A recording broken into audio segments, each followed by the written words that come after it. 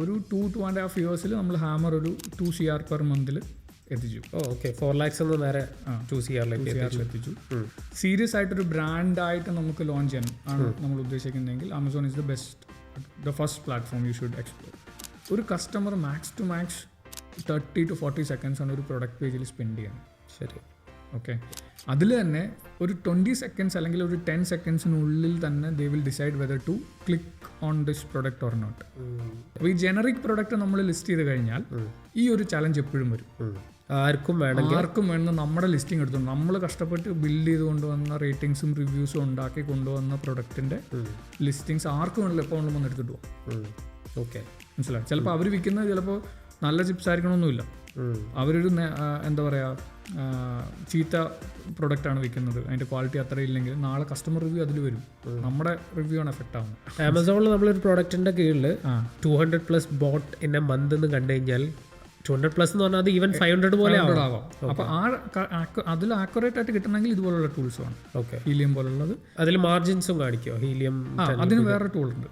അപ്പം അതിന് ആമസോൺ തന്നെ ഒരു ടൂളുണ്ട്, കിത്ന മിലേഗ എന്ന് പറഞ്ഞിട്ടുള്ളൊരു ടൂളുണ്ട്. ഓക്കെ, എപ്പോഴും ഞാൻ പറയാറുണ്ട്, ഈ ചൈനയിലൊക്കെ നമ്മൾ കാൻട്ടൺ ഫെയറിനൊക്കെ പോകുന്നതിന് മുമ്പ് തന്നെ ആൾക്കാർ ഈ സ്റ്റഡി ചെയ്തിട്ട് വേണം പോകാൻ.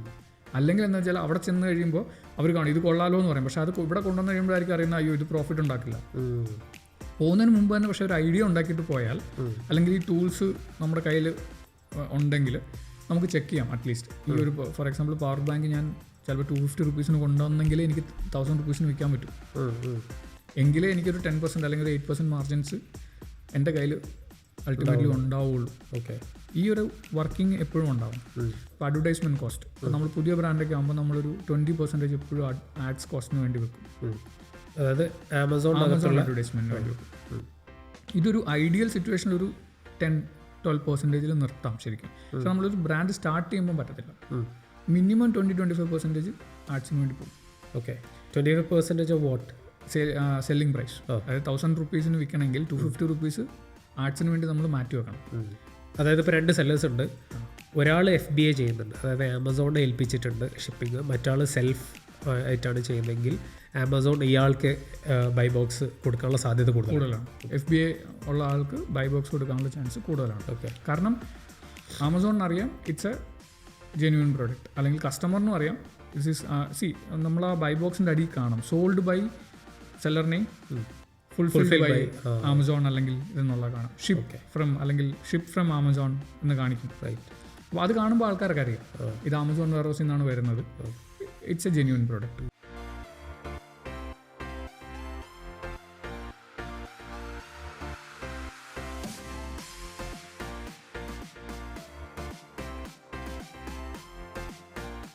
Vineeth, welcome to founders group. Vineeth marketplace സെല്ലിങ്ങിൽ എക്സ്പേർട്ട് ആയിട്ടുള്ള ഒരാളാണ്, popularly known as Amazon selling. അപ്പോൾ ആരെങ്കിലും എപ്പോഴെങ്കിലും ആമസോണിൽ നിങ്ങളുടെ പ്രോഡക്റ്റ്സ് സെല് ചെയ്യണമെന്ന് ആഗ്രഹിച്ചിട്ടുണ്ടെങ്കിൽ, അല്ലെങ്കിൽ ഒരു ബ്രാൻഡ് ഓൺലൈനിൽ ലോഞ്ച് ചെയ്യണം, സ്കെയിൽ ചെയ്യണം എന്നൊക്കെ ആഗ്രഹിച്ചിട്ടുണ്ടെങ്കിൽ this episode is for you. So make sure you get a pen and paper, എല്ലാ ഡിസ്ട്രാക്ഷൻസും ഒഴിവാക്കുക, ഈ എപ്പിസോഡ് ഫുള്ളായിട്ട് കാണാം. നമ്മൾ right from basics all the way up to expert strategies എല്ലാം നമ്മൾ കവർ ചെയ്യുന്നതായിരിക്കും. So I'm sure this episode is going to be a banger. I hope so. അപ്പോൾ ഒരു ഷോർട്ട് ഇൻട്രോയിൽ തുടങ്ങാം. ആരാണ് വിനീത്, എന്താണ് ബാക്ക് ബോൺ കൺസൾട്ടൻസി, പിന്നെ why should we listen to you? So I'm basically from Kottayam, പാലായിൽ ആണ് ജനിച്ചതും വളർന്നതെല്ലാം. സ്കൂളിംഗ് ഒക്കെ നവോദയായിരുന്നു. Then degrees from SB college Changanassery and MBA from Rajagiri. So I started my career in telecom actually, Idea Cellular, then 2 years in Idea, then 2 years in Tata Teleservices. Adile sales laayirunnu? Sales led. Okay. I'm a core sales person, you can say. Okay. So then in 2012 I moved to Philips, the electronics section. So adile I was managing the distribution, and then I moved to the key account management. In Kerala. അതായത് മേജറായിട്ടുള്ള നന്ദലത്, ബിസ്മി, Nikshan, QRS, ഇതുപോലുള്ള Lulu accounts ഒക്കെ manage ചെയ്തിരുന്നു. ഈ accounts എല്ലാം ഫിലിപ്സിന് വേണ്ടിയിട്ട് manage ചെയ്തു. And in 2015 I move to Bangalore, got a promotion ഫിലിപ്സിൽ നിന്ന് തന്നെ. അപ്പോൾ ടു മാനേജ് ഇ-കോം.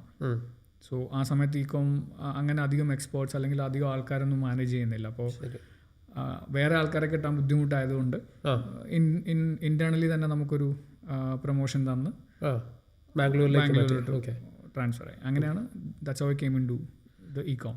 ഓക്കെ. പിന്നെ അവിടെ നിന്ന് പിന്നെ ബാക്ക് ബോൺ സ്റ്റാർട്ട് ചെയ്തു, ഫിലിപ്സ് എന്ന് ഇറങ്ങിയിട്ട് സ്റ്റാർട്ട് ചെയ്തു, അങ്ങനെയാണോ? അതായത് 2015 തൊട്ട് ഞാൻ ഫിലിപ്സ് ഹാൻഡിൽ ചെയ്യുന്നുണ്ട്. Then in 2020 during the Covid ആ സമയത്താണ് ഇനി വെറുതെ ഇരുന്നപ്പോഴാണ് ആലോചിച്ചത് എന്തുകൊണ്ട് സ്വന്തമായിട്ടൊരു ഇത് ചെയ്തുകൂടാന്ന് ആലോചിച്ച് അങ്ങനെ ഒരു first I started as A freelancer. അപ്പോൾ അതിൽ നല്ല റെസ്പോൺസ് ഉണ്ട്, ക്ലയൻസ് വരുന്നുണ്ട്, വാല്യൂ ആഡ് കൊടുക്കാൻ പറ്റുന്നുണ്ടെന്ന് കണ്ടപ്പോൾ ഐ സ്റ്റാർട്ടഡ് ഹയറിങ്. ഓക്കെ. ആദ്യം ഒരാളെ വെച്ച് തുടങ്ങി. ഫ്രീലാൻസ് ചെയ്തെന്ന് പറഞ്ഞു കഴിഞ്ഞാൽ ഒരാൾക്ക് ആമസോണിലോ ഏതെങ്കിലും മാർക്കറ്റ് പ്ലേസിൽ സെല് ചെയ്യണമെന്നുണ്ടെങ്കിൽ അതിൻ്റെ സർവീസ് കൊടുത്തു തുടങ്ങി. അപ്പോൾ അത് ഞാനിങ്ങനെ ഐഡൻറ്റിഫൈ ചെയ്തെന്ന് വെച്ച് കഴിഞ്ഞാൽ I use to go to Amazon search for brands. അപ്പോൾ ഒരു ബ്രാൻഡ് കണ്ടു കഴിഞ്ഞാൽ നമുക്ക് അതിൻ്റെ പ്രൊഡക്റ്റ് പേജസും അവരുടെ ബ്രാൻഡ് സ്റ്റോറും ഒക്കെ കണ്ടു കഴിഞ്ഞാൽ നമുക്ക് അറിയാൻ പറ്റും ഹൗ എക്സ്പേർട്ട് ദേ ആർ എന്നുള്ളത്. അപ്പോൾ പൊട്ടൻഷ്യൽ ഉള്ള ബ്രാൻഡാണ്, എന്നാൽ ചില കാര്യങ്ങൾ വീക്കാണെന്ന് കണ്ടു കഴിയുമ്പോൾ then I try to reach out to them. Okay. അപ്പോൾ അങ്ങനെ കണ്ടൊരു ബ്രാൻഡാണ് ഹാമർ എന്ന് പറഞ്ഞ ബ്രാൻഡ്. ഇലക്ട്രോണിക്സിലായിരുന്നു. അപ്പം ഞാൻ പിന്നെ ലിങ്ക്ഡിനിൽ പോയി അതിൻ്റെ ഫൗണ്ടറിൻ്റെ ഇത് തപ്പിയെടുത്തു. ഓക്കെ. അയാൾക്ക് മെസ്സേജ് അയച്ചു വെറുതെ. അപ്പോൾ അത് ജസ്റ്റ് ദിവാലിക്ക് മുമ്പായിരുന്നു. അപ്പം ആൾ പറഞ്ഞു okay let's connect after Diwali എന്ന് പറഞ്ഞു.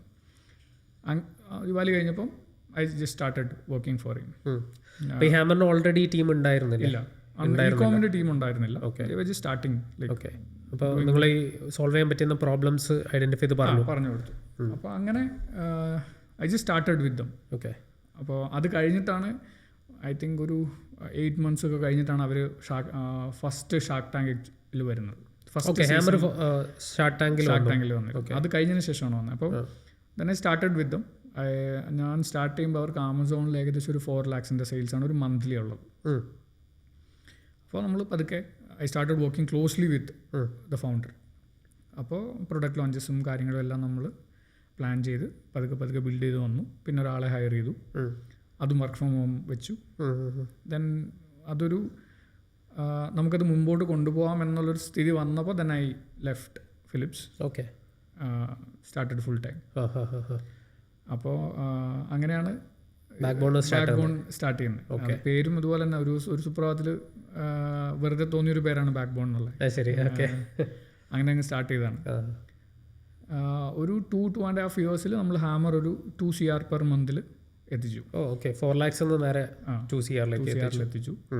ആമസോൺ മാത്രം പറഞ്ഞു. Amazon majorly Amazon. പിന്നെ റിലയൻസ് അങ്ങനെയുള്ള അക്കൗണ്ട്സ് നമ്മൾ ചെയ്തിരുന്നു. അതൊരു കൺസിസ്റ്റൻറ്റ് ബിസിനസ് എന്ന് പറയാൻ പറ്റില്ല, ഓപ്പർച്യൂണിറ്റിക് ബിസിനസ് ആയിരുന്നു. Okay.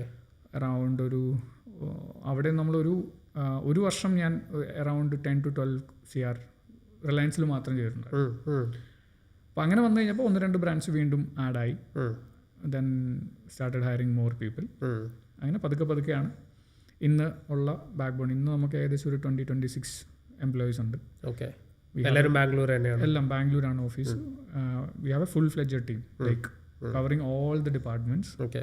Starting from content creation, digital marketing, listing, business development, Amazon advertisement or any advertisement, on platform advertisement, accounting, reconciliations. Okay.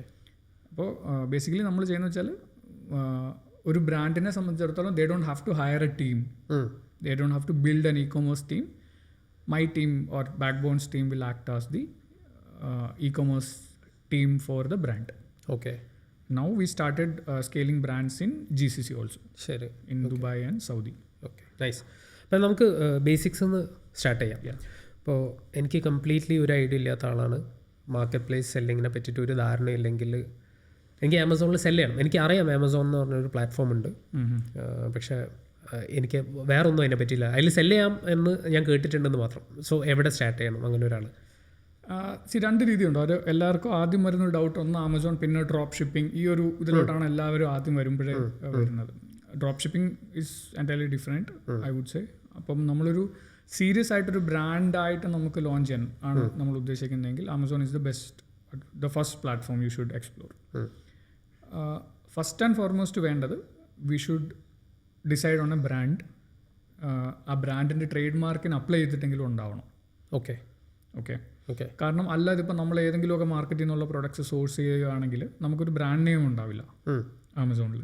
അതായത് ഇപ്പോൾ നമ്മൾ എന്തെങ്കിലും ഒരു പ്രോഡക്റ്റ് സെല് ചെയ്യണമെന്ന് വിചാരിച്ചു കഴിഞ്ഞാൽ നമുക്ക് ഓൺ കൺട്രോൾ ഉണ്ടാവില്ല. ഫോർ എക്സാമ്പിൾ ഞാൻ പറയാം, ഒരു എൻ്റെ വീടിനടുത്ത് നിന്നുള്ള ഒരു ബനാന ചിപ്സ് ഉണ്ടാക്കുന്ന ഒരു കടയുണ്ട്. ഞാൻ അവിടുന്ന് ബനാന ചിപ്സ് വെറുതെ മേടിച്ച് വിൽക്കുകയാണെങ്കിൽ ബ്രാൻഡ് നെയിം ഒന്നുമില്ല. വിൽക്കാം, വിൽക്കുന്നതിന് ആരും ഒന്നും പറയില്ല. If you have A GST, pan number, everything, you can create A seller account on Amazon.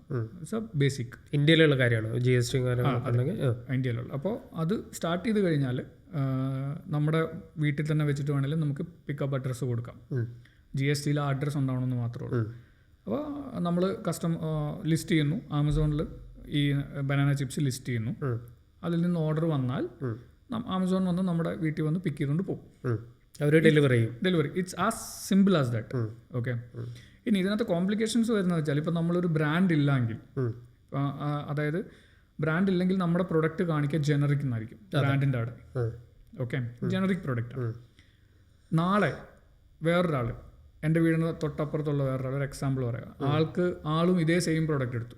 ഞാൻ 300 രൂപയ്ക്ക് വിറ്റുകൊണ്ടിരുന്ന ചിപ്സ് അയാൾ പറയണം ഞാൻ 250 രൂപയ്ക്ക് വിൽക്കാം. അപ്പോൾ ഞാൻ ഇത് സെയിൽ ചെയ്ത് കുറേ റേറ്റിങ്ങും റിവ്യൂസൊക്കെ ഈ എൻ്റെ ലിസ്റ്റിങ്സിൽ വന്നു, ആൾക്കാർ മേടിക്കാൻ തുടങ്ങി. അപ്പം ഒരു ദിവസം ഒരു 10 എണ്ണം വെച്ച് പോകുന്നുണ്ടെന്ന് വിചാരിച്ചു. 10 അതിൻ്റെ ഒരു റൺ റേറ്റ്. റൺ റേറ്റ് നമ്മൾ മെയിൻറ്റെയിൻ ചെയ്തുകൊണ്ട് പോവാം, ഇൻവെൻട്രി ഉണ്ടായാൽ മാത്രം മതി. നാളെ ഒരാൾ വന്നിട്ട് ഡിസൈഡ് ചെയ്യണം, okay I can sell it at 250 instead of 300. ഇതിൻ്റെ ബൈ ബോക്സ് നേരെ ആൾക്ക് പോകും. ബൈ ബോക്സ് എന്താണെന്നും കൂടെ ഒന്ന് പറഞ്ഞിട്ട്. ബൈ ബോക്സ് ഇപ്പം ആമസോണിൽ പോകുമ്പോൾ നമ്മളൊരു പ്രൊഡക്റ്റ് പേജ് ഓപ്പൺ ചെയ്ത് കഴിഞ്ഞാൽ 2 ഓപ്ഷൻസ് ഉണ്ടാവും, buy now, add to cart. Okay. അപ്പോൾ ഈ ബൈ നൗവിൻ്റെ താഴെ സോൾഡ് ബൈ എന്നുള്ളൊരു ടാഗ് ഉണ്ട്. ഓക്കെ, അതാണ് ആരാണ് ഈ പ്രൊഡക്റ്റ് വിൽക്കുന്ന സെല്ലർ ആരാണെന്നുള്ളതിൻ്റെ നമുക്ക് അവിടെ കാണാൻ പറ്റും. ഓക്കെ, ഇപ്പം അതാണ് ബൈ ബോക്സ്. ഇപ്പം ഞാൻ ബൈ നവോ അല്ലെങ്കിൽ ആഡ് ടു കാർട്ടോ കൊടുത്താൽ ആർക്കാണ് ആ സെയിൽ പോകുന്നത് അയാളുടെ കയ്യിലാണ് ആ ബൈ ബോക്സ് ഉള്ളത്. റൈറ്റ്. ഓക്കെ. അപ്പോൾ ഈ ബൈ ബോക്സ് എന്ന് പറയുന്ന സാധനം there are multiple factors. Okay, buy box കിട്ടാൻ. ഇപ്പോൾ ഫോർ എക്സാമ്പിൾ ഞാൻ 300 വിൽക്കുന്ന ചിപ്സ് വേറൊരാളും 300 വിൽക്കുന്നതെങ്കിൽ, വേറൊരു സെല്ലറും 300 വിൽക്കുന്നതെങ്കിൽ, then factors like for example ഒരു കസ്റ്റമർ ബാംഗ്ലൂരിൽ നിന്നാണ് ഓർഡർ ചെയ്യുന്നത്. ഓക്കെ, ഇപ്പോൾ ബാംഗ്ലൂരിൽ നിന്ന് ഓർഡർ ചെയ്യുമ്പോൾ ഫസ്റ്റ് എൻ്റെ ഡെലിവറി ടൈം 1 day ആണ്, മറ്റേ സെല്ലറിൻ്റെ ഡെലിവറി ടൈം 2 days ആണെങ്കിൽ I will get the preference. Okay, അതായത് പ്രൈസ് സെയിം ആണ്, ആ ഏരിയയിൽ കവർ ആയി വ്യത്യാസമൊന്നുമില്ല. സോ നെക്സ്റ്റ് ഫാക്ടർ എന്ന് പറഞ്ഞു കഴിഞ്ഞാൽ ഡെലിവറി എത്ര പെട്ടെന്ന് കസ്റ്റമർ. സോ ആമസോണിനെ സംബന്ധിച്ചോളം കസ്റ്റമർ ഫസ്റ്റ് ആണ്. അപ്പോൾ കസ്റ്റമറിന് എത്രയും പെട്ടെന്ന് ഈ പ്രൊഡക്റ്റ് കിട്ടും. ഓക്കെ. പിന്നെ seller rating. Okay, seller rating ഉണ്ട്, പ്രൊഡക്റ്റ് റേറ്റിംഗ് അല്ല, സെല്ലറിൻ്റെ റേറ്റിംഗ് ഉണ്ട്. It matters. ഇപ്പോൾ ഈ ബനാന ചിപ്സിൻ്റെ എക്സാമ്പിൾ പറയാന്ന് വെച്ചാൽ ആദ്യം തുടങ്ങിയ ആൾക്ക് ഒരുപക്ഷെ കൂടുതൽ റേറ്റിംഗ്സ് കിട്ടിക്കാണും. ഉണ്ടാവും. ഓക്കെ, അപ്പോൾ ആ ഫാക്ടറും കൂടെ വരുമ്പോൾ ബൈ ബോക്സ് കിട്ടാനുള്ള ചാൻസ് കൂടുതലുണ്ട്. ശരി. ഓക്കെ, ഇതിൻ്റെ ആക്ച്വൽ വെയിറ്റേജ് എത്രയാണെന്നുള്ളത് ആമസോൺ ഒരിക്കലും പറഞ്ഞിട്ടില്ല, ആർക്കും അറിയില്ല. എന്താണ് ഇതിൻ്റെ ബേസ് എന്നുള്ളത് കറക്റ്റ്, അതായത് ക്രൈറ്റീരിയാസിൽ ഓരോന്നിനും ഓരോ വെയിറ്റേജ് കാണുമല്ലോ, അതെന്താണെന്നുള്ളത് ആമസോൺ ഡിസ്ക്ലോസ് ചെയ്തിട്ടില്ല. ഏറ്റവും ഇമ്പോർട്ടൻ്റ് എന്താണെന്നൊന്നും നമുക്ക് റാങ്ക് ചെയ്യാനൊന്നും പറ്റില്ല. These are the factors. Okay, customer returns കുറവുള്ളത് അല്ലെങ്കിൽ കംപ്ലൈൻറ്റ് ആർക്കാണോ കുറവുള്ളത് അവർക്ക് ഇത് കിട്ടും. പിന്നെ second is price. Price is one of the most important factor, but depends on how different. Like for example, എൻ്റെ ഡെലിവറി 1 day മറ്റേ ആളുടെ ഡെലിവറി അല്ല, എൻ്റെ 1 day ആണ്, ആളുടെ ഡെലിവറി 2 days ആണ്. പക്ഷേ ആള് എന്നെക്കാളും 5 രൂപ കുറച്ചു. Okay, still I will get the buy box. Okay, because the 5 rupee difference or 1 day delivery, അതിൻ്റെ വെയിറ്റേജ് എങ്ങനെയാണെന്ന് പറയാൻ പറ്റില്ല. That Amazon will decide. Okay, പക്ഷേ ആളുടെ 2 day ഡെലിവറി ആണ്, ആൾ 50 rupees കുറച്ചാൽ ചാൻസസ് ആൾക്ക് ബൈ ബോക്സ് പോകാനുള്ള ചാൻസ് ഉണ്ട്. കാരണം കസ്റ്റമറിനെ സംബന്ധിച്ചുള്ള ഒരു ദിവസം വെയിറ്റ് ചെയ്താലും 50 rupees ഡിസ്കൗണ്ട് കിട്ടും. ഇൻ പെർസെൻറ്റേജ് അത് നോക്കിക്കഴിഞ്ഞാൽ കൂടുതലാണ്. അപ്പോൾ ഇതാണ് അതിൻ്റെ ഒരു ക്രൈറ്റീരിയ വരുന്നത്. അപ്പോൾ ഈ ജനറിക് പ്രൊഡക്റ്റ് നമ്മൾ ലിസ്റ്റ് ചെയ്ത് കഴിഞ്ഞാൽ ഈ ഒരു ചലഞ്ച് എപ്പോഴും വരും. ആർക്കും വേണമെന്ന് നമ്മുടെ ലിസ്റ്റിംഗ് എടുത്തുകൊണ്ട് നമ്മൾ കഷ്ടപ്പെട്ട് ബിൽഡ് ചെയ്ത് കൊണ്ടുവന്ന റേറ്റിംഗ്സും റിവ്യൂസും ഉണ്ടാക്കി കൊണ്ടുവന്ന പ്രൊഡക്റ്റിൻ്റെ ലിസ്റ്റിങ്സ് ആർക്കും വേണമെങ്കിലും എപ്പോൾ കൊണ്ടുവന്ന് എടുത്തിട്ട് പോകും. ഓക്കെ, മനസ്സിലായി. ചിലപ്പോൾ അവർ വിൽക്കുന്നത് ചിലപ്പോൾ നല്ല ചിപ്സ് ആയിരിക്കണമെന്നില്ല, അവരൊരു എന്താ പറയുക ചീത്ത പ്രൊഡക്റ്റാണ് വിൽക്കുന്നത്, അതിൻ്റെ ക്വാളിറ്റി അത്ര ഇല്ലെങ്കിൽ നാളെ കസ്റ്റമർ റിവ്യൂ അതിൽ വരും, നമ്മുടെ റിവ്യൂ ആണ് എഫക്റ്റ് ആവുന്നത്. യെസ്. ഓക്കെ. അപ്പോൾ അതുകൊണ്ടാണ് എപ്പോഴും സ്റ്റാർട്ട് വിത്ത് ബ്രാൻഡ്. അതുകൊണ്ടുള്ള ഗുണമെന്ന് വെച്ചാൽ അത് ആർക്കും അങ്ങനെ ഒന്നും എടുക്കാൻ പറ്റില്ല. അപ്പോൾ അത് എടുക്കണമെങ്കിൽ ഫസ്റ്റ് നമുക്ക് ആ ബ്രാൻഡ് ചെയ്യണമെങ്കിൽ ഞാൻ ഈ പറഞ്ഞല്ലോ, ട്രേഡ് മാർക്ക് ഒന്നെങ്കിൽ ട്രേഡ് മാർക്ക് വേണം, അല്ലെങ്കിൽ ട്രേഡ് മാർക്ക് അപ്ലൈ ചെയ്തിട്ടുണ്ടാവണം. എങ്കിൽ മാത്രമേ നമുക്ക് ആ ബ്രാൻഡ് ആമസോണിൽ രജിസ്റ്റർ ചെയ്യാൻ പറ്റുള്ളൂ. ഓക്കെ. ആമസോണിൽ ബ്രാൻഡ് രജിസ്റ്റർ എന്ന് പറഞ്ഞൊരു പ്രോസസ്സ് ഉണ്ട്. അപ്പോൾ അതിനകത്ത് നമ്മൾ നമ്മുടെ ട്രേഡ് മാർക്ക് ഏതർ അപ്ലൈഡ് ഫോറിൻ്റെ സർട്ടിഫിക്കറ്റും അതിൻ്റെ നമ്പറും മറ്റും, അല്ലെങ്കിൽ ട്രേഡ് മാർക്ക് കിട്ടിയതിൻ്റെ ഡീറ്റെയിൽസും വെച്ചിട്ട് പിന്നെ പ്രൊഡക്റ്റിൻ്റെ ഇമേജസും MRP ലേബലും എല്ലാം വെച്ചിട്ടാണ് നമ്മൾ ബ്രാൻഡ് രജിസ്റ്റർ ചെയ്യുന്നത്. ശരി. ഇതൊരു വലിയ ക്രൂഷ്യൽ പോയിൻ്റാണ്. കാരണം ഇത് നമ്മുടെ ബ്രാൻഡിൻ്റെ ഐഡൻറ്റിറ്റിയാണ്, അതിൻ്റെ ഓണർഷിപ്പാണ്. അപ്പോൾ നമ്മളത് ചെയ്യുമ്പോൾ മേക്ക് ഷുവർ ദാറ്റ് നമ്മൾ നമ്മുടെ ഇമെയിൽ ID യിലാണ് ഇത് ചെയ്യുന്നതെന്നുള്ളത്. ഓക്കെ. കാരണം വെച്ചാൽ ഞാൻ കുറേ കണ്ടിട്ടുണ്ട്, ഇത് ഇവരിപ്പം നമ്മളെപ്പോലുള്ള വേറെ ഏജൻസിനെ ഏൽപ്പിക്കുമ്പോൾ ഉള്ള കാര്യം വെച്ചാൽ ആ ഏജൻസി എന്ന് വെച്ചാൽ ഈ ബ്രാൻഡ് രജിസ്റ്റർ ആ ഏജൻസിയുടെ ഇമെയിൽ ID യിലായിരിക്കും ചെയ്യുന്നത്. അത് അവർക്കും അറിയത്തില്ലാതുകൊണ്ട് ചെയ്യുന്നതാണ്. ശരി. ഓക്കെ. ഇപ്പം നാളെ ആ ഏജൻസിയായിട്ട് ഈ ബ്രാൻഡ് വർക്ക് നിർത്തിയെന്ന് വിചാരിച്ചു, ഈ ബ്രാൻഡിൻ്റെ ഓണർഷിപ്പ് അവരുടെയിലായിരിക്കും. ഓക്കെ. ഏത് ഇമെയിൽ ത്രൂ ആണ് ഇതിന് അപ്ലൈ ചെയ്തിട്ടുള്ളത് എന്നുള്ളത്, അതോ ആമസോണിൽ അപ്ലൈ ചെയ്തത്? ആമസോണിൽ അപ്ലൈ ചെയ്തിട്ടുള്ളത്. ഓക്കെ. എനിക്ക് ബ്രാൻഡ് രജിസ്ട്രി കിട്ടി, പക്ഷേ ഞാൻ യൂസ് ചെയ്ത ഇമെയിൽ ആമസോണിൽ അപ്ലൈ ചെയ്യാൻ വേണ്ടി യൂസ് ചെയ്ത ഇമെയിൽ ഇമ്പോർട്ടൻ്റ് ആണ്. ആമസോൺ അതാണ് നോക്കുന്നത്. അതിൻ്റെ ഓണർഷിപ്പ് ഇമെയിൽ കണക്റ്റഡ് ആണ്. അത് വെച്ചിട്ട് നമുക്ക് അതിനകത്ത് ലോഗിൻ ചെയ്യാൻ പറ്റുള്ളൂ. ശരി. Okay, fine. മനസ്സിലാവും. കാരണം അതാണ് ബാക്കി നമ്മുടെ സെല്ലർ അക്കൗണ്ടും എല്ലാം ലിങ്ക് ചെയ്ത് പോകുന്നത് ഈ പ്രൈമറി ബ്രാൻഡ് രജിസ്റ്റർ വെച്ചിട്ടാണ്. അപ്പോൾ നമ്മളത് എപ്പോഴും നമ്മുടെ ഇമെയിൽ ആയിരിക്കണം, നമ്മുടെ കയ്യിലുള്ള ഇമെയിൽ ID യിൽ വേണം എന്നുള്ളത് മേക്ക് ഷുവർ ചെയ്യണം. ഇത് ചെയ്ത് കഴിഞ്ഞാൽ പിന്നെ നമുക്ക് ആ ബ്രാൻഡിൻ്റെ അണ്ടറിലും പേരിലും നമുക്ക് പ്രൊഡക്ട്സ് ലിസ്റ്റ് ചെയ്ത് തുടങ്ങാം. ഓക്കെ. ഇനി ഇത് നാളെ വേറെ ആർക്കെങ്കിലും എടുക്കണമെങ്കിൽ അവരത് പ്രൂവ് ചെയ്യണം. ഒന്നുകിൽ ട്രേഡ് മാർക്ക് അവരുടെയാണ്, അല്ലെങ്കിൽ അവർ ഈ പ്രൊഡക്റ്റ് നമ്മുടെ കയ്യിൽ നിന്ന് ബില്ലടിച്ച് മേടിച്ചിട്ടുണ്ട്, ഇൻവോയ്സ് ചെയ്ത് മേടിച്ചിട്ടുണ്ടെന്നുള്ളത് അവർ പ്രൂവ് ചെയ്യണം. ഓക്കെ, മനസ്സിലായി. ഇപ്പോൾ ഫോർ എക്സാമ്പിൾ ഈ ചിപ്സ് നമ്മൾ ബ്രാൻഡ് ചെയ്തു, ബ്രാൻഡ് ചെയ്തിട്ട് നാളെ നമ്മളിത് റീറ്റെയിലിൽ ബില്ല് ചെയ്യുന്നുണ്ട്, കടകളിൽ കൊടുക്കുന്നുണ്ടെന്ന് വിചാരിച്ചു. നമ്മുടെ കയ്യിൽ നിന്ന് മേടിക്കുന്ന ഒരു റീറ്റെയിലറിന് വേണമെങ്കിൽ വീണ്ടും വന്ന് ഈ സാധനം ലിസ്റ്റ് ചെയ്യാം. ഓക്കെ, കാരണം ആളുടെ ഇൻവോയ്സ് ഉണ്ട്, നമ്മുടെ കയ്യിൽ നിന്ന് ഡയറക്റ്റ് മേടിച്ചതിൻ്റെ ഇൻവോയ്സ് ഉണ്ട്. ഓക്കെ, മനസ്സിലായി. അത് പ്രൊഡ്യൂസ് ചെയ്താൽ മതി. അതായത് ബേസിക്കലി ആമസോൺ ചെയ്യുന്നതെന്ന് വെച്ച് കഴിഞ്ഞാൽ ഈ പ്രൊഡക്റ്റ് ജെന്യൂൻ ആണ് അല്ലെങ്കിൽ ഈ ബ്രാൻഡിൻ്റെ തന്നെയാണെന്നുള്ളത് വെരിഫൈ ചെയ്യുകയാണ് ചെയ്യുന്നത്. ശരി.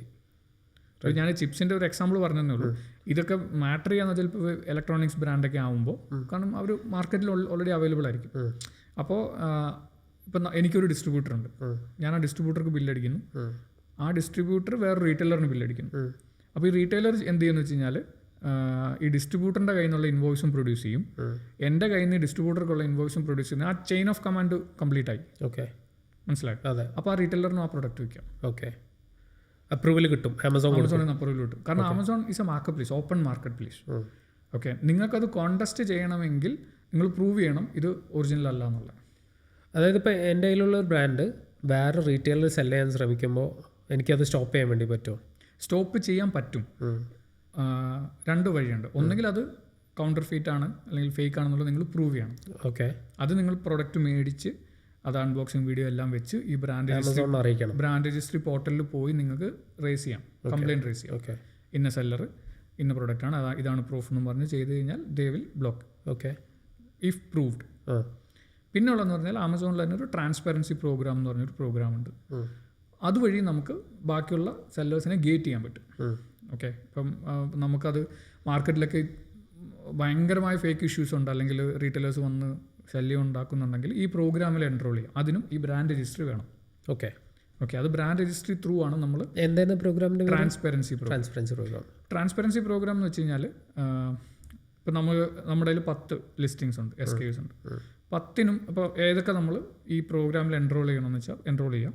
10 എണ്ണത്തിൽ എൻറോൾ ചെയ്ത് കഴിഞ്ഞാൽ ഈ ഓരോ പ്രൊഡക്റ്റിനും നമ്മൾ ഓരോ പ്രാവശ്യം, അതായത് ഫസ്റ്റ് ആമസോൺ ചെയ്യാന്ന് വെച്ചാൽ ഈ നമ്മൾ ആ പ്രോഗ്രാമിൽ എൻറോൾ ചെയ്ത് കഴിഞ്ഞാൽ ആ ബാക്കി ഏതൊക്കെ സെല്ലേഴ്സ് ഉണ്ടോ ഇത് വിൽക്കുന്നത് ഇവരെല്ലാവരും റിമൂവ് ചെയ്യും ഫസ്റ്റ്.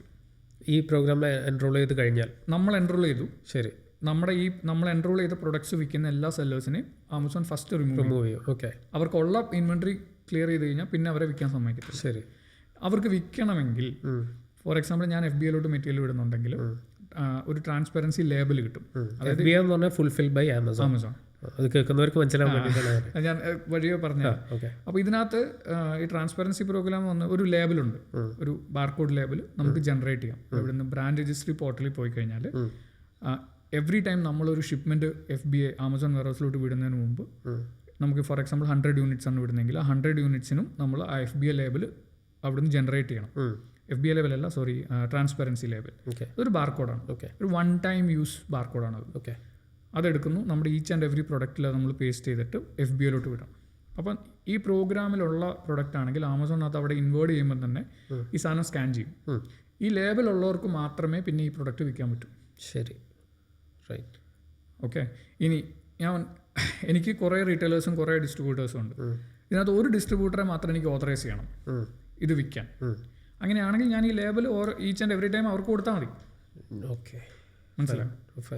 അപ്പോൾ ഇതിന് ചാർജസ് ഉണ്ട്. ഇതിന് ഫസ്റ്റ് 1 ഇയറിലേക്ക് ഏകദേശം 60,000 to 70,000 ലേബിൾസ് ഫ്രീ ആണ്. അത് കഴിഞ്ഞ് കഴിഞ്ഞാൽ ഏകദേശം ഒരു 10 പൈസ 15 പൈസ പെർ ലേബിൾ ആമസോൺ ചാർജ് ചെയ്യും. ഓക്കെ. ഈ ട്രാൻസ്പെറൻസി പ്രോഗ്രാമിൽ എൻറോൾ ചെയ്യാൻ എന്തൊക്കെ ചാർജസ് ഒന്നുമില്ല, അതിന് ചാർജസ് ഒന്നുമില്ല. ഓക്കെ. പിന്നെ ഓൺ ബ്രാൻഡ് ആണെങ്കിൽ നിങ്ങൾക്ക് എൻറോൾ ചെയ്യാം, നിങ്ങൾക്ക് ഈ ലേബിൾസ് കിട്ടും. ഫസ്റ്റ് 10,000 ഫ്രീ ഓഫ് കോസ്റ്റ് ആണ്. പിന്നീട് അവിടെ 60,000 70,000 അങ്ങോട്ടുണ്ട് 60,000. അതിനുശേഷമാണ് അപ്പോഴും ഈ ലേബിൾസിലാണ് ചാർജ് വരുന്നത്. കാരണം ഓരോ ഷിപ്മെന്റ് വിടുമ്പോൾ നമ്മൾ പുതിയതായിട്ട് ജനറേറ്റ് ചെയ്യണം ഈ label. Okay. Same label use ചെയ്യാം. അത് ഞാൻ പറഞ്ഞില്ല, വൺ ടൈം യൂസ് ആണ്. ഓക്കെ. വൺസ് അത് സ്കാൻ ചെയ്ത് കഴിഞ്ഞാൽ ലേബിൾ ഇൻവാലിഡ് ആവും. ഓക്കെ. അവിടെ വെയർ ഹൗസിൽ അടുത്ത ഷിപ്മെന്റ് വേറെ തന്നെ ചെയ്യാം. ഓക്കെ, ശരി. അപ്പോൾ ഓരോന്ന് ജനറേറ്റ് ചെയ്യുമ്പോഴും ഇവർ ചാർജ് ചെയ്യും. അപ്പോൾ നമ്മുടെ സെല്ലർ അക്കൗണ്ടിൽ നിന്ന് തന്നെ അത് എമൗണ്ട് ഡിഡക്ട് ചെയ്തിട്ട് അവർ ചെയ്യും. ഇതാണ് നമ്മൾ പ്രൊട്ടക്ട് ചെയ്യാൻ വേണ്ടിയിട്ടുള്ളൊരു, നമ്മുടെ ബ്രാൻഡിനെ പ്രൊട്ടക്ട് ചെയ്യാൻ, വേറെ ആർക്കും സെല് ചെയ്യാതെ നമുക്ക് മാത്രം സെല് ചെയ്യണമെങ്കിൽ. ശരി, ഓക്കെ. ഇത് മാത്രമേ ഉള്ളൂ വഴി, വേറെ ഒന്നുമില്ല. ഇത് നമ്മളൊരു സ്കെയിലെത്തി നമ്മൾ അല്ലെങ്കിൽ എന്താ പറയുക ഡ്യൂപ്ലിക്കേറ്റ്സ് ഒക്കെ ആയിട്ട് നമുക്ക് ശല്യം വരുന്നുണ്ടെങ്കിൽ മാത്രം ചെയ്യേണ്ട കാര്യമുള്ളൂ, അല്ലെങ്കിൽ അത് ചെയ്യേണ്ട ആവശ്യം വരുന്നില്ല. ഓക്കെ. അപ്പോൾ ഈ ബ്രാൻഡ് രജിസ്ട്രി കഴിഞ്ഞ് കഴിഞ്ഞാൽ നെക്സ്റ്റ് എന്താണ്? ഓക്കെ.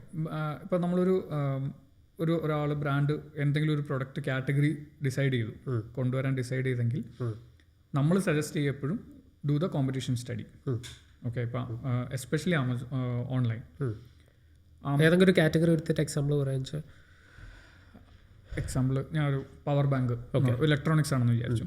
അപ്പോൾ പവർ ബാങ്ക് കാറ്റഗറി ആണെങ്കിൽ ആ ഒരു കാറ്റഗറിയിൽ ഇപ്പം ടോപ്പ് സെല്ലിംഗ് ആയിട്ടുള്ള ബ്രാൻഡ്സ് ഏതൊക്കെയാണ്, പ്രോഡക്ട്സ് എന്തൊക്കെയാണ്, ഏതൊക്കെ പ്രൈസ് പോയിന്റ് ആണ്, ഏതൊക്കെ ഫീച്ചേഴ്സ് ആണ്. ഫോർ എക്സാമ്പിൾ 5,000 ഉണ്ട്, 10,000 ഉണ്ട്, 20,000 ഉണ്ട് MAH. ഇതിലേത് കാറ്റഗറിയാണ് ഏറ്റവും കൂടുതൽ പോകുന്നത്? ഇപ്പോൾ 10,000 12 to 15 വാട്ടിൻ്റെ ആയിരിക്കും ചിലപ്പോൾ ഏറ്റവും കൂടുതൽ സെയിൽ നടക്കും. ഓക്കെ. അപ്പം അതായിരിക്കും കൂടുതൽ കൊണ്ടുവരേണ്ടത്. അപ്പോൾ ഈ ഒരു സ്റ്റഡി എപ്പോഴും നടത്തിയിരിക്കണം ലോഞ്ച് ചെയ്യുമ്പോൾ. പിന്നെ നിങ്ങളുടെ ലീഡ് ടൈം എത്രയാണ്? ഇപ്പോൾ നമ്മളിപ്പോൾ പ്ലാൻ ചെയ്താലും ചിലപ്പോൾ 3 months അല്ലെങ്കിൽ 4 months കഴിയുമ്പോഴായിരിക്കും പ്രൊഡക്റ്റ് വരുന്നത്. ഇന്നത്തെ പ്രൈസ് ആയിരിക്കുമല്ലോ അന്നേരം ഉള്ളത്. ഓക്കെ. ഇതെല്ലാം ആൻറ്റിസിപ്പേറ്റ് ചെയ്യണം നമ്മൾ ചെയ്യുമ്പോൾ. ഈ മാർക്കറ്റ് സ്റ്റഡി നമുക്ക് എങ്ങനെ ചെയ്യാൻ പറ്റും? ആമസോണിലുള്ള ഇപ്പോൾ ഒരു ലേമാൻ പെർസ്പെക്റ്റീവിൽ നോക്കിക്കഴിഞ്ഞാൽ ഏറ്റവും ബേസിക് ആയിട്ട് ചെയ്യാൻ പറ്റുന്ന ഒരു കാര്യം, അതിൻ്റെ നേരെ ഇപ്പോഴാണെങ്കിൽ ആമസോണിൻ്റെ ഓരോ പ്രൊഡക്റ്റിനും മുകളിൽ 200+ ബോട്ട് എന്നുള്ളത് എഴുതി കാണും. അത് മന്ത്ലി ഇത്ര അപ്പോൾ അതെടുക്കാം ഒന്നെങ്കിൽ, അല്ലെങ്കിൽ ടോപ്പ് സെല്ലിംഗ് റാങ്കിങ് ഉള്ളൊരു പേജ് ഉണ്ട്. അപ്പോൾ നമ്മൾ വെബിൽ അല്ലെങ്കിൽ ഓപ്പൺ ചെയ്ത് കഴിഞ്ഞാൽ റാങ്കിങ് കാണാൻ പറ്റും. ബെസ്റ്റ് സെല്ലേഴ്സ് ഈ ഏതാ കാറ്റഗറിയിലുള്ള ആ റാങ്കിങ്ങിൽ പോവുക, അവിടെ സെർച്ച് ചെയ്യുക ഏതൊക്കെ പ്രൊഡക്റ്റാണ് പോകുന്നത്, അതിൻ്റെ മന്ത്ലി ആവറേജ് എടുക്കുക. ഓക്കെ. അപ്പോൾ ഞാൻ ഈ കേസിൽ പറയാൻ വെച്ചാൽ ഞാൻ ബെസ്റ്റ് സെല്ലേഴ്സ് പോയിട്ട് ഇലക്ട്രോണിക്സ് എടുത്ത് പവർ ബാങ്കിനകത്ത് ബെസ്റ്റ് സെല്ലേഴ്സ് ഉണ്ടാവും. ഓക്കെ. അതിനകത്ത് ഏതൊക്കെയാണ് ഫസ്റ്റ് ടോപ്പ് 50 വരുന്നതെന്ന് നോക്കുക. ഓക്കെ. അതിനെ ടാർഗറ്റ് ചെയ്യാൻ നോക്കുക കൂടുതൽ, ഫീച്ചർ വൈസും പ്രൈസ് വൈസും എല്ലാം. ഓക്കെ. അപ്പോൾ അങ്ങനെ പ്രോഡക്റ്റും അതിൻ്റെ വേരിയേഷനൊക്കെ നമുക്ക് ഡിസൈഡ് ചെയ്യാം. അപ്പോൾ ബെഞ്ച് മാർക്ക് ചെയ്യുമ്പോൾ നമ്മൾ എവിടെയാണ് പൊസിഷൻ ചെയ്യാൻ ഉദ്ദേശിക്കുന്നതെന്നും കൂടെ നമ്മൾ ഡിസൈഡ് ചെയ്തിട്ടുണ്ടാവണം. ഇപ്പോൾ ഫോർ എക്സാമ്പിൾ ഒരു പ്രീമിയം ഇപ്പോൾ MI ഒക്കെ, ഇപ്പോൾ പവർ ബാങ്കിൻ്റെ കാറ്റഗറിയിലാണെങ്കിൽ MI ഒക്കെ ടോപ്പ് സെല്ലിംഗ് ആണ്. ഓക്കെ. അതൊരു ബ്രാൻഡാണ്. അപ്പം നമ്മൾ ആ സെയിം പ്രൈസ് പോയിന്റിൽ കൊണ്ടുവന്നാൽ ചിലപ്പോൾ നമ്മൾ വിൽക്കത്തില്ല. കാരണം MI ഓൾറെഡി ആ പ്രൈസിലുള്ളപ്പോൾ നമ്മൾ എന്തിനാ നമ്മുടെ മേടിക്കണം? കസ്റ്റമർ അറിയാം പുതിയൊരു ബ്രാൻഡ്. അപ്പോൾ ആ പൊസിഷനിങ് വളരെ ഇമ്പോർട്ടൻ്റ് ആണ്. അപ്പോൾ നമ്മൾ അതിൽ നിന്ന് എത്ര ശതമാനം താഴെ ആയിരിക്കും വിൽക്കേണ്ടത്, അത് വിൽക്കേണ്ടി. പിന്നെ സെക്കൻഡ് ഓപ്ഷൻ വരിക എന്ന് പറഞ്ഞു കഴിഞ്ഞാൽ ഇത് ചെയ്യണമെങ്കിൽ ടൂൾസ് ഉണ്ട് കേട്ടോ. ഹീലിയം പോലുള്ള ടൂൾസ് ഉണ്ട്, ഹീലിയം 10. അതൊരു മാസം 8,000 rupees 8,500 rupees സബ്സ്ക്രിപ്ഷൻ കോസ്റ്റ് വരും. അതെടുത്തു കഴിഞ്ഞാൽ വേണമെങ്കിൽ ഒരു 2 months എടുത്തു കഴിഞ്ഞാൽ ഓൾമോസ്റ്റ് ഒരു 95% ആക്യുറസിയിൽ ഈ പ്രൊഡക്ട്സിൻ്റെ സെൽ ഔട്ട് ഡേറ്റ നമുക്ക് കിട്ടും. ഓക്കെ. അതൊരു പ്ലഗിൻ ആണ്. ആ പ്ലഗിനും ഉണ്ട് ആക്സസും ഉണ്ട്. അപ്പോൾ ആ പ്ലഗിൻ നമ്മൾ ഗൂഗിൾ ക്രോം പ്ലഗിൻ ഉണ്ട്, അത് ആക്ടിവേറ്റ് ചെയ്ത് കഴിഞ്ഞാൽ നമ്മൾ വെറുതെ ആമസോൺ ഓപ്പൺ ചെയ്ത ഓരോ പേജിലും പോയി കഴിഞ്ഞാൽ അതിൻ്റെ സെൽ ഔട്ട് മുകളിൽ തന്നെ വരും. അതായത് എത്ര ഇത് സെല്ലായി പോകും ലാസ്റ്റ് ഇപ്പോൾ ഇത് 200+ എന്നുള്ളതില്ലേ, ഈ 200+ എന്നുള്ള ചിലപ്പോൾ 500 ആവാം 800 ആവാം പറയാൻ പറ്റില്ല. ഓക്കെ. ആമസോണിൽ നമ്മളൊരു പ്രോഡക്റ്റിൻ്റെ കീഴിൽ 200+ ബോട്ട് ഇൻ എ മന്ത് എന്ന് കണ്ടു കഴിഞ്ഞാൽ 200+ എന്ന് പറഞ്ഞാൽ അത് ഈവൻ 500 പോലെ ആവാം. അപ്പോൾ അതിൽ ആക്യുറേറ്റ് ആയിട്ട് കിട്ടണമെങ്കിൽ ഇതുപോലുള്ള ടൂൾസ് വേണം. ഓക്കെ. ഹീലിയം പോലുള്ളത്. അതിൽ മാർജിൻസും കാണിക്കുമോ? ഹീലിയം അതിന് വേറെ ടൂളുണ്ട്. അപ്പം അതിന് ആമസോൺ തന്നെ ഒരു ടൂളുണ്ട്, കിത്നാമിലേക എന്ന് പറഞ്ഞിട്ടുള്ളൊരു ടൂളുണ്ട്. ഓക്കെ. അതിൽ പോയി കഴിഞ്ഞാൽ ഇപ്പോൾ നമ്മൾ ഫോർ എക്സാമ്പിൾ ഇപ്പോൾ നേരത്തെ പറഞ്ഞ MIയുടെ പ്രൊഡക്റ്റാണ്, അപ്പോൾ അതിന് ഏത് പ്രൈസാണ് വിൽക്കുന്നത് ആ ASIN കൊടുത്തു കഴിഞ്ഞാൽ ASIN നമ്പർ എന്ന് പറയാം, ആമസോൺ സീരിയൽ നമ്പറാണ് അത്. ഓരോ പ്രൊഡക്റ്റിനും ഒരു യൂണീക്ക് നമ്പറുണ്ട്. അത് കൊടുത്തു കഴിഞ്ഞാൽ ആ പ്രൊഡക്റ്റിന് ആമസോൺ ചാർജ് ചെയ്യുന്ന കമ്മീഷൻ എത്രയൊക്കെയാണെന്നുള്ള ഫുൾ ഡീറ്റെയിൽസ് വരും ഈ ടൂളിനകത്ത് കൊടുത്തു കഴിഞ്ഞാൽ. ആമസോൺ തന്നെ ടൂളാണ്. ഓക്കെ. അപ്പോൾ അതിനകത്ത് കൊടുത്തു കഴിഞ്ഞാൽ ടൂൾ ഫ്രീ ആണോ? ഫ്രീ. ഓക്കെ, അത് ഫ്രീ ആണ്. അപ്പോൾ അതിനകത്ത് ഫുൾ ഡീറ്റെയിൽ വരും. ഫോർ എക്സാമ്പിൾ 1000 rupees വിറ്റാൽ കമ്മീഷനും എല്ലാം കഴിഞ്ഞിട്ട് നമുക്ക് കിട്ടുന്നത് ചിലപ്പോൾ 700 rupees ആയിരിക്കും. ഓക്കെ, അപ്പോൾ 30% എല്ലാം കമ്മീഷനും എല്ലാം കൂടെ ആയിട്ട് പോകും. അപ്പോൾ 700 rupees ആണ് നമുക്ക് കയ്യിൽ കിട്ടുക അൾട്ടിമേറ്റ്ലി. പിന്നെ അതിനകത്ത് നമ്മുടെ കോസ്റ്റും കാര്യങ്ങളും, ഇപ്പോൾ ഫോർ എക്സാമ്പിൾ നമുക്കത് 500 rupees കിട്ടിയെങ്കിൽ 200 rupees ഗ്രോസ് മാർജിനായി. ഇനി അതിൽ നിന്ന് നമ്മുടെ ബാക്കിയുള്ള എക്സ്പെൻസസ് എല്ലാം കുറയ്ക്കണം. Warehousing charges, advertisement cost, ഇതെല്ലാം കുറച്ച് വരുമ്പോൾ നമുക്ക് പ്രോഫിറ്റ് ഉണ്ടോ ഇല്ലയോ എന്നുള്ളൊരു ഐഡിയ കിട്ടും. അപ്പം നമുക്കൊരു ഐഡിയ കിട്ടും നമ്മൾ എത്ര രൂപയ്ക്ക് കൊണ്ടുവന്നാൽ നമുക്ക് ഈ പ്രൈസിൽ വിറ്റ് നമുക്ക് പ്രോഫിറ്റ് ഉണ്ടാക്കാൻ പറ്റും ഇല്ല എന്നുള്ളത്. ഓക്കെ. അതിനനുസരിച്ച് നമ്മൾ സോഴ്സിങ്ങിൽ പോകാം. ഓക്കെ. ഇപ്പോൾ നമ്മൾ എപ്പോഴും ഞാൻ പറയാറുണ്ട്, ഈ ചൈനയിലൊക്കെ നമ്മൾ കാൻട്ടൺ ഫെയറിനൊക്കെ പോകുന്നതിന് മുമ്പ് തന്നെ ആൾക്കാർ ഈ സ്റ്റഡി ചെയ്തിട്ട് വേണം പോകാൻ. അല്ലെങ്കിൽ എന്താ വെച്ചാൽ അവിടെ ചെന്ന് കഴിയുമ്പോൾ അവർ കാണും ഇത് കൊള്ളാലോ എന്ന് പറയും, പക്ഷേ അത് ഇവിടെ കൊണ്ടുവന്ന് കഴിയുമ്പോഴായിരിക്കും അറിയുന്നത് അയ്യോ ഇത് പ്രോഫിറ്റ് ഉണ്ടാക്കില്ല. പോകുന്നതിന് മുമ്പ് തന്നെ പക്ഷേ ഒരു ഐഡിയ ഉണ്ടാക്കിയിട്ട് പോയാൽ, അല്ലെങ്കിൽ ഈ ടൂൾസ് നമ്മുടെ കയ്യിൽ ഉണ്ടെങ്കിൽ നമുക്ക് ചെക്ക് ചെയ്യാം. അറ്റ്ലീസ്റ്റ് ഈ ഒരു ഫോർ എക്സാമ്പിൾ പവർ ബാങ്ക് ഞാൻ ചിലപ്പോൾ 250 rupees കൊണ്ടുവന്നെങ്കിലേ എനിക്ക് 1000 rupees വിൽക്കാൻ പറ്റും. എങ്കിലേ എനിക്കൊരു 10% അല്ലെങ്കിൽ ഒരു 8% മാർജിൻസ് എൻ്റെ കയ്യിൽ അൾട്ടിമേറ്റ്ലി ഉണ്ടാവുള്ളൂ. ഓക്കെ. ഈ ഒരു വർക്കിംഗ് എപ്പോഴും ഉണ്ടാവണം. അപ്പോൾ നമ്മളെടുത്തൊരു ബ്രാൻഡ് വന്നു കഴിഞ്ഞാൽ ഇങ്ങനെ ഒരു നമ്മൾ ഓൺബോർഡ് ചെയ്ത് കഴിഞ്ഞാൽ ഇതാദ്യം ചെയ്യും. അവരിലുള്ള പ്രൊഡക്ട്സ് ആണെങ്കിൽ അതാദ്യം ബെഞ്ച് മാർക്ക് ചെയ്ത് പൊസിഷൻ ചെയ്ത് അതിൻ്റെ ഒരു P&L വർക്കിംഗ് ഉണ്ടാക്കി കാണിച്ചു കൊടുക്കും ബ്രാൻഡ്. ഇതാണ് സാധനം. അപ്പോൾ ഈ പ്രൈസിന് നമ്മൾ വിൽക്കണം. ഈ പ്രൈസിന് വിൽക്കാൻ പറ്റില്ലെങ്കിൽ നമ്മൾ ലോഞ്ചും ചെയ്യണ്ട, കാര്യമില്ല. ഓക്കെ, വെറുതെ പൈസ പോകുന്നുള്ളൂ. ഓക്കെ, അത് ചെയ്യാൻ പറ്റുമോ ഇല്ലെന്നുള്ളത് ആദ്യം നോക്കും. ചെയ്താൽ നിങ്ങൾക്ക് എത്ര രൂപ കിട്ടും ഓക്കെ കാണിച്ചു കൊടുക്കും. ഇതിനകത്ത് വേരിയബിൾ ആയിട്ടുള്ളത് ഇപ്പോൾ അഡ്വർടൈസ്മെൻറ്റ് കോസ്റ്റ്. ഇപ്പോൾ നമ്മൾ പുതിയ ബ്രാൻഡൊക്കെ ആകുമ്പോൾ നമ്മളൊരു 20% എപ്പോഴും ആഡ്സ് കോസ്റ്റിന് വേണ്ടി വെക്കും. അതായത് ആമസോൺ അഡ്വർടൈസ്മെൻറ്റിന് വേണ്ടി വെക്കും. ഇതൊരു ഐഡിയൽ സിറ്റുവേഷനിൽ ഒരു 10-12% നിർത്താം ശരിക്കും. പക്ഷെ നമ്മളൊരു ബ്രാൻഡ് സ്റ്റാർട്ട് ചെയ്യുമ്പോൾ പറ്റത്തില്ല. മിനിമം 20-25% ആഡ്സിന് വേണ്ടി പോകും. Okay. 25% of what? Selling price. അതായത് 1000 rupees വിൽക്കണമെങ്കിൽ 250 rupees ആഡ്സിന് വേണ്ടി നമ്മൾ മാറ്റി വെക്കണം. അത് ഒരു 6 months ഡൗൺ ദ ലൈൻ ചിലപ്പോൾ അതൊരു 100 rupees ആവും. ഓക്കെ. പക്ഷേ ഇനീഷ്യലി അത്രയും വരും. അപ്പം നമ്മൾ എന്താണെന്ന് വെച്ചാൽ നമ്മൾ കാണിച്ചു കൊടുക്കും ഇത് ഫസ്റ്റ് 3 months 6 months വരുമ്പോൾ ഇതായിരിക്കും നിങ്ങൾ പ്രോഫിറ്റ് ഉണ്ടാക്കില്ല ഒരു പക്ഷെ അത് കഴിഞ്ഞാൽ ദർ കുഡ് ബി പ്രോഫിറ്റ് എന്നുള്ള വർക്കിംഗ് ഉണ്ടാക്കി അവരെ കാണിച്ചു കൊടുക്കും. ഓക്കെ. എന്നിട്ടാണ് നമ്മൾ പിന്നെ ഏതൊക്കെ പ്രൊഡക്റ്റ് ലോഞ്ച് ചെയ്യണം, ഏത് പ്രൈസിൽ ലോഞ്ച് ചെയ്യണം, ഇതെല്ലാം വരും. ഓക്കെ. ഇതിൽ പിന്നെ ആമസോണിൻ്റെ ചാർജസ് എന്തൊക്കെയാണ് വരാനുള്ളത്? ആമസോണിന് അത് ബ്രേക്ക് ഡൗൺ ചെയ്യണം ഓരോന്ന്. റെഫറൽ ഫീ, സ്റ്റോറേജ് ഫീ, അങ്ങനെ പല ഫീസ് ഉണ്ട്. അപ്പോൾ അത് എല്ലാം എനിക്കിപ്പം ഇതായിട്ട് പറയാൻ പറ്റത്തില്ല. അതാ ഞാൻ ഈ പറഞ്ഞ ടൂൾ ഉണ്ടല്ലോ കിത്നാമിലേക എന്ന് പറഞ്ഞിട്ട്, അതിനകത്ത് എല്ലാം സ്പ്ലിറ്റ് ചെയ്ത് കാണിക്കും ഓരോന്നും എത്രയാണ്. പക്ഷേ ഇതിൽ നമുക്ക് ഇൻഫ്ലുവൻസ് ചെയ്ത് മാറ്റാൻ പറ്റുന്ന ഒരു ചാർജസ് ഒന്നും ഇല്ല അതിനകത്ത്. അപ്പോൾ FBAക്ക് ഒരു ചാർജ് ആയിരിക്കും, ഈസി ഷിപ്പ് നമ്മൾ അല്ലെങ്കിൽ സെൽഫ് ഷിപ്പ് ചെയ്യുമ്പോൾ ഒരു ചാർജ്, കാരണം അത് കൊറിയർ നമ്മുടെയാണ് സെൽഫ് ഷിപ്പ് വരുമ്പോൾ. ആ ഡിഫറൻസ് മാത്രമേ വരും. അല്ലെങ്കിൽ കമ്മീഷൻ സ്ട്രക്ചേഴ്സും കാര്യങ്ങളും എല്ലാം സെയിം ആയിരിക്കും. ഓക്കെ. കാരണം FBAയിൽ വരുമ്പോൾ പാക്കേജിങ്ങിൻ്റെ ബോക്സും എന്താ പറയുക ടേപ്പ് ഇതെല്ലാം അവരുടെ കോസ്റ്റാണ്. അപ്പോൾ അതെല്ലാം അവർ ആഡ് ചെയ്യും. ഇപ്പം നമ്മളാണ് ഷിപ്പ് ചെയ്യുന്നതെങ്കിൽ നമ്മൾ തന്നെ ബോക്സ് ഉണ്ടാക്കണം. അപ്പോൾ ബോക്സിന് ചിലപ്പോൾ ഒരു 2.5 rupees അതിന് പോവും, അല്ലെങ്കിൽ 3 rupees പോവും. ടേപ്പ് നമ്മുടെയാണ്, സ്റ്റിക്കറിങ് നമ്മുടെയാണ്, പ്രിൻ്റർ ചാർജ്, പേപ്പർ ചാർജ്, ഇതെല്ലാം നമ്മുടെ ചാർജസ് ആണ്. റൈറ്റ്. അപ്പോൾ അത് അവർ കുറയ്ക്കും. ഓക്കെ, മനസ്സിലായി. FBAയിൽ വിടുമ്പോൾ അതെല്ലാം അവരുടെ എക്സ്പെൻസ് ആകുമ്പോൾ അതും കൂടെ കൂട്ടിയിട്ട് നമുക്ക് തരുള്ളൂ. അത് 2 രീതിയിൽ നമുക്ക് ഷിപ്പ് ചെയ്യാം, 2 അവന്യൂസ് ഉണ്ട്. ഒന്ന് വേണമെങ്കിൽ നമുക്ക് ആമസോണിനെ ഏൽപ്പിക്കാം, നമ്മുടെ ഷിപ്പിങ്ങും സ്റ്റോറേജും എല്ലാം ആമസോണിനെ ഏൽപ്പിക്കാം. അതിനെ നമ്മൾ FBA എന്ന് വിളിക്കും, ഫുൾഫിൽ ബൈ ആമസോൺ. മറ്റേത് മെർച്ചൻ്റ് തന്നെ അല്ലെങ്കിൽ നമ്മൾ തന്നെ ഫുൾഫിൽ ചെയ്യുന്ന ഫുൾഫിൽഡ് ബൈ മെർച്ചൻ്റ് എന്ന് പറയും. അത് 2 ടൈപ്പ് ഉണ്ട്. ഒന്നുകിൽ നമുക്ക് തന്നെ കൊറിയർ ചെയ്യാം. ഓക്കെ, ഓർഡർ വന്നു, നമ്മൾ പാക്ക് ചെയ്യുന്നു, നമ്മൾ കൊറിയർ നമ്മൾ തന്നെ ബുക്ക് ചെയ്യുന്നു. ഇപ്പോൾ ഇന്ത്യ പോസ്റ്റോ DTDCയോ ഏതാണെന്ന് വെച്ചാൽ നമ്മൾ കൊറിയർ ബുക്ക് ചെയ്യുന്നു, അയക്കുന്നു. അതിൻ്റെ മറ്റേ LR കോപ്പിയുടെ നമ്പർ ഉണ്ടല്ലോ, ട്രാക്കിംഗ് നമ്പർ ആമസോണിൽ അപ്ഡേറ്റ് ചെയ്ത് കഴിഞ്ഞാൽ കസ്റ്റമറിന് അത് വെച്ചിട്ടായിരിക്കും ട്രാക്കിംഗ് പോവുക. ഓക്കെ, ഇതാണ് സെൽഫ് ഷിപ്പാണ്. ഈസി ഷിപ്പുണ്ട്. ഈസി ഷിപ്പ് എന്ന് പറഞ്ഞു കഴിഞ്ഞാൽ നമ്മൾ പാക്ക് ചെയ്യുക, എല്ലാം റെഡിയാക്കി വെക്കുക, ആമസോണിൻ്റെ ടീം തന്നെ വന്നിട്ട് പിക്ക് ചെയ്തുകൊണ്ട് പോകും നമ്മുടെ വെയർ ഹൗസിന്. നമ്മൾ സ്റ്റോറേജ് നമ്മൾ നോക്കുക, അവിടെ നിന്ന് കൂട്ടൽ ബാക്കിയുള്ള കാര്യങ്ങൾ ആമസോൺ ചെയ്യും. ഷിപ്പിംഗ് അവരായിരിക്കും, അവർ വന്ന് പിക്ക് ചെയ്തോളൂ. ഓക്കെ, ഈ 2 മോഡലാണ് ഫുൾഫിൽഡ് ബൈ മെർച്ചൻ്റ് എന്ന് പറഞ്ഞ ഓപ്ഷനിൽ വരുന്നത്. പിന്നുള്ളത് FBA. ഓക്കെ, അപ്പോൾ ഇതിൽ ആമസോൺ ഒരു വെയിറ്റേജ് കൊടുക്കുന്നത് FBAക്ക് ആണോ, അങ്ങനെ പറയാൻ പറ്റുമോ? FBA ആണ് എപ്പോഴും ആമസോൺ പ്രിഫർ ചെയ്യാം. ഞാൻ നേരത്തെ പറഞ്ഞ ബൈ ബോക്സ് കിട്ടാനും എല്ലാം അതൊരു ഫാക്ടറാണ്. അതായത് ഇപ്പോൾ 2 സെല്ലേഴ്സ് ഉണ്ട്. ഒരാൾ FBA ചെയ്യുന്നുണ്ട്, അതായത് ആമസോണിനെ ഏൽപ്പിച്ചിട്ടുണ്ട് ഷിപ്പിംഗ്, മറ്റാൾ സെൽഫ് ആയിട്ടാണ് ചെയ്യുന്നതെങ്കിൽ ആമസോൺ ഇയാൾക്ക് ബൈ ബോക്സ് കൊടുക്കാനുള്ള സാധ്യത കൂടുതലാണ്. FBA ഉള്ള ആൾക്ക് ബൈ ബോക്സ് കൊടുക്കാനുള്ള ചാൻസ് കൂടുതലാണ്. ഓക്കെ, കാരണം ആമസോണിന് അറിയാം ഇറ്റ്സ് എ ജെന്യൂൻ പ്രോഡക്റ്റ്, അല്ലെങ്കിൽ കസ്റ്റമറിനും അറിയാം നമ്മൾ ആ ബൈ ബോക്സിൻ്റെ അടിയിൽ കാണാം sold by seller name, fulfilled by Amazon അല്ലെങ്കിൽ ഇതെന്നുള്ള കാണാം, ഷിപ്പ് ഫ്രം അല്ലെങ്കിൽ ഷിപ്പ് ഫ്രം ആമസോൺ എന്ന് കാണിക്കും. റൈറ്റ്. അപ്പോൾ അത് കാണുമ്പോൾ ആൾക്കാർക്ക് അറിയാം ഇത് ആമസോൺ വെയർ ഹൗസിൽ നിന്നാണ് വരുന്നത്, ഇറ്റ്സ് എ ജെന്യൂൻ പ്രോഡക്റ്റ് എന്നുള്ളൊരു ഇത് വരും.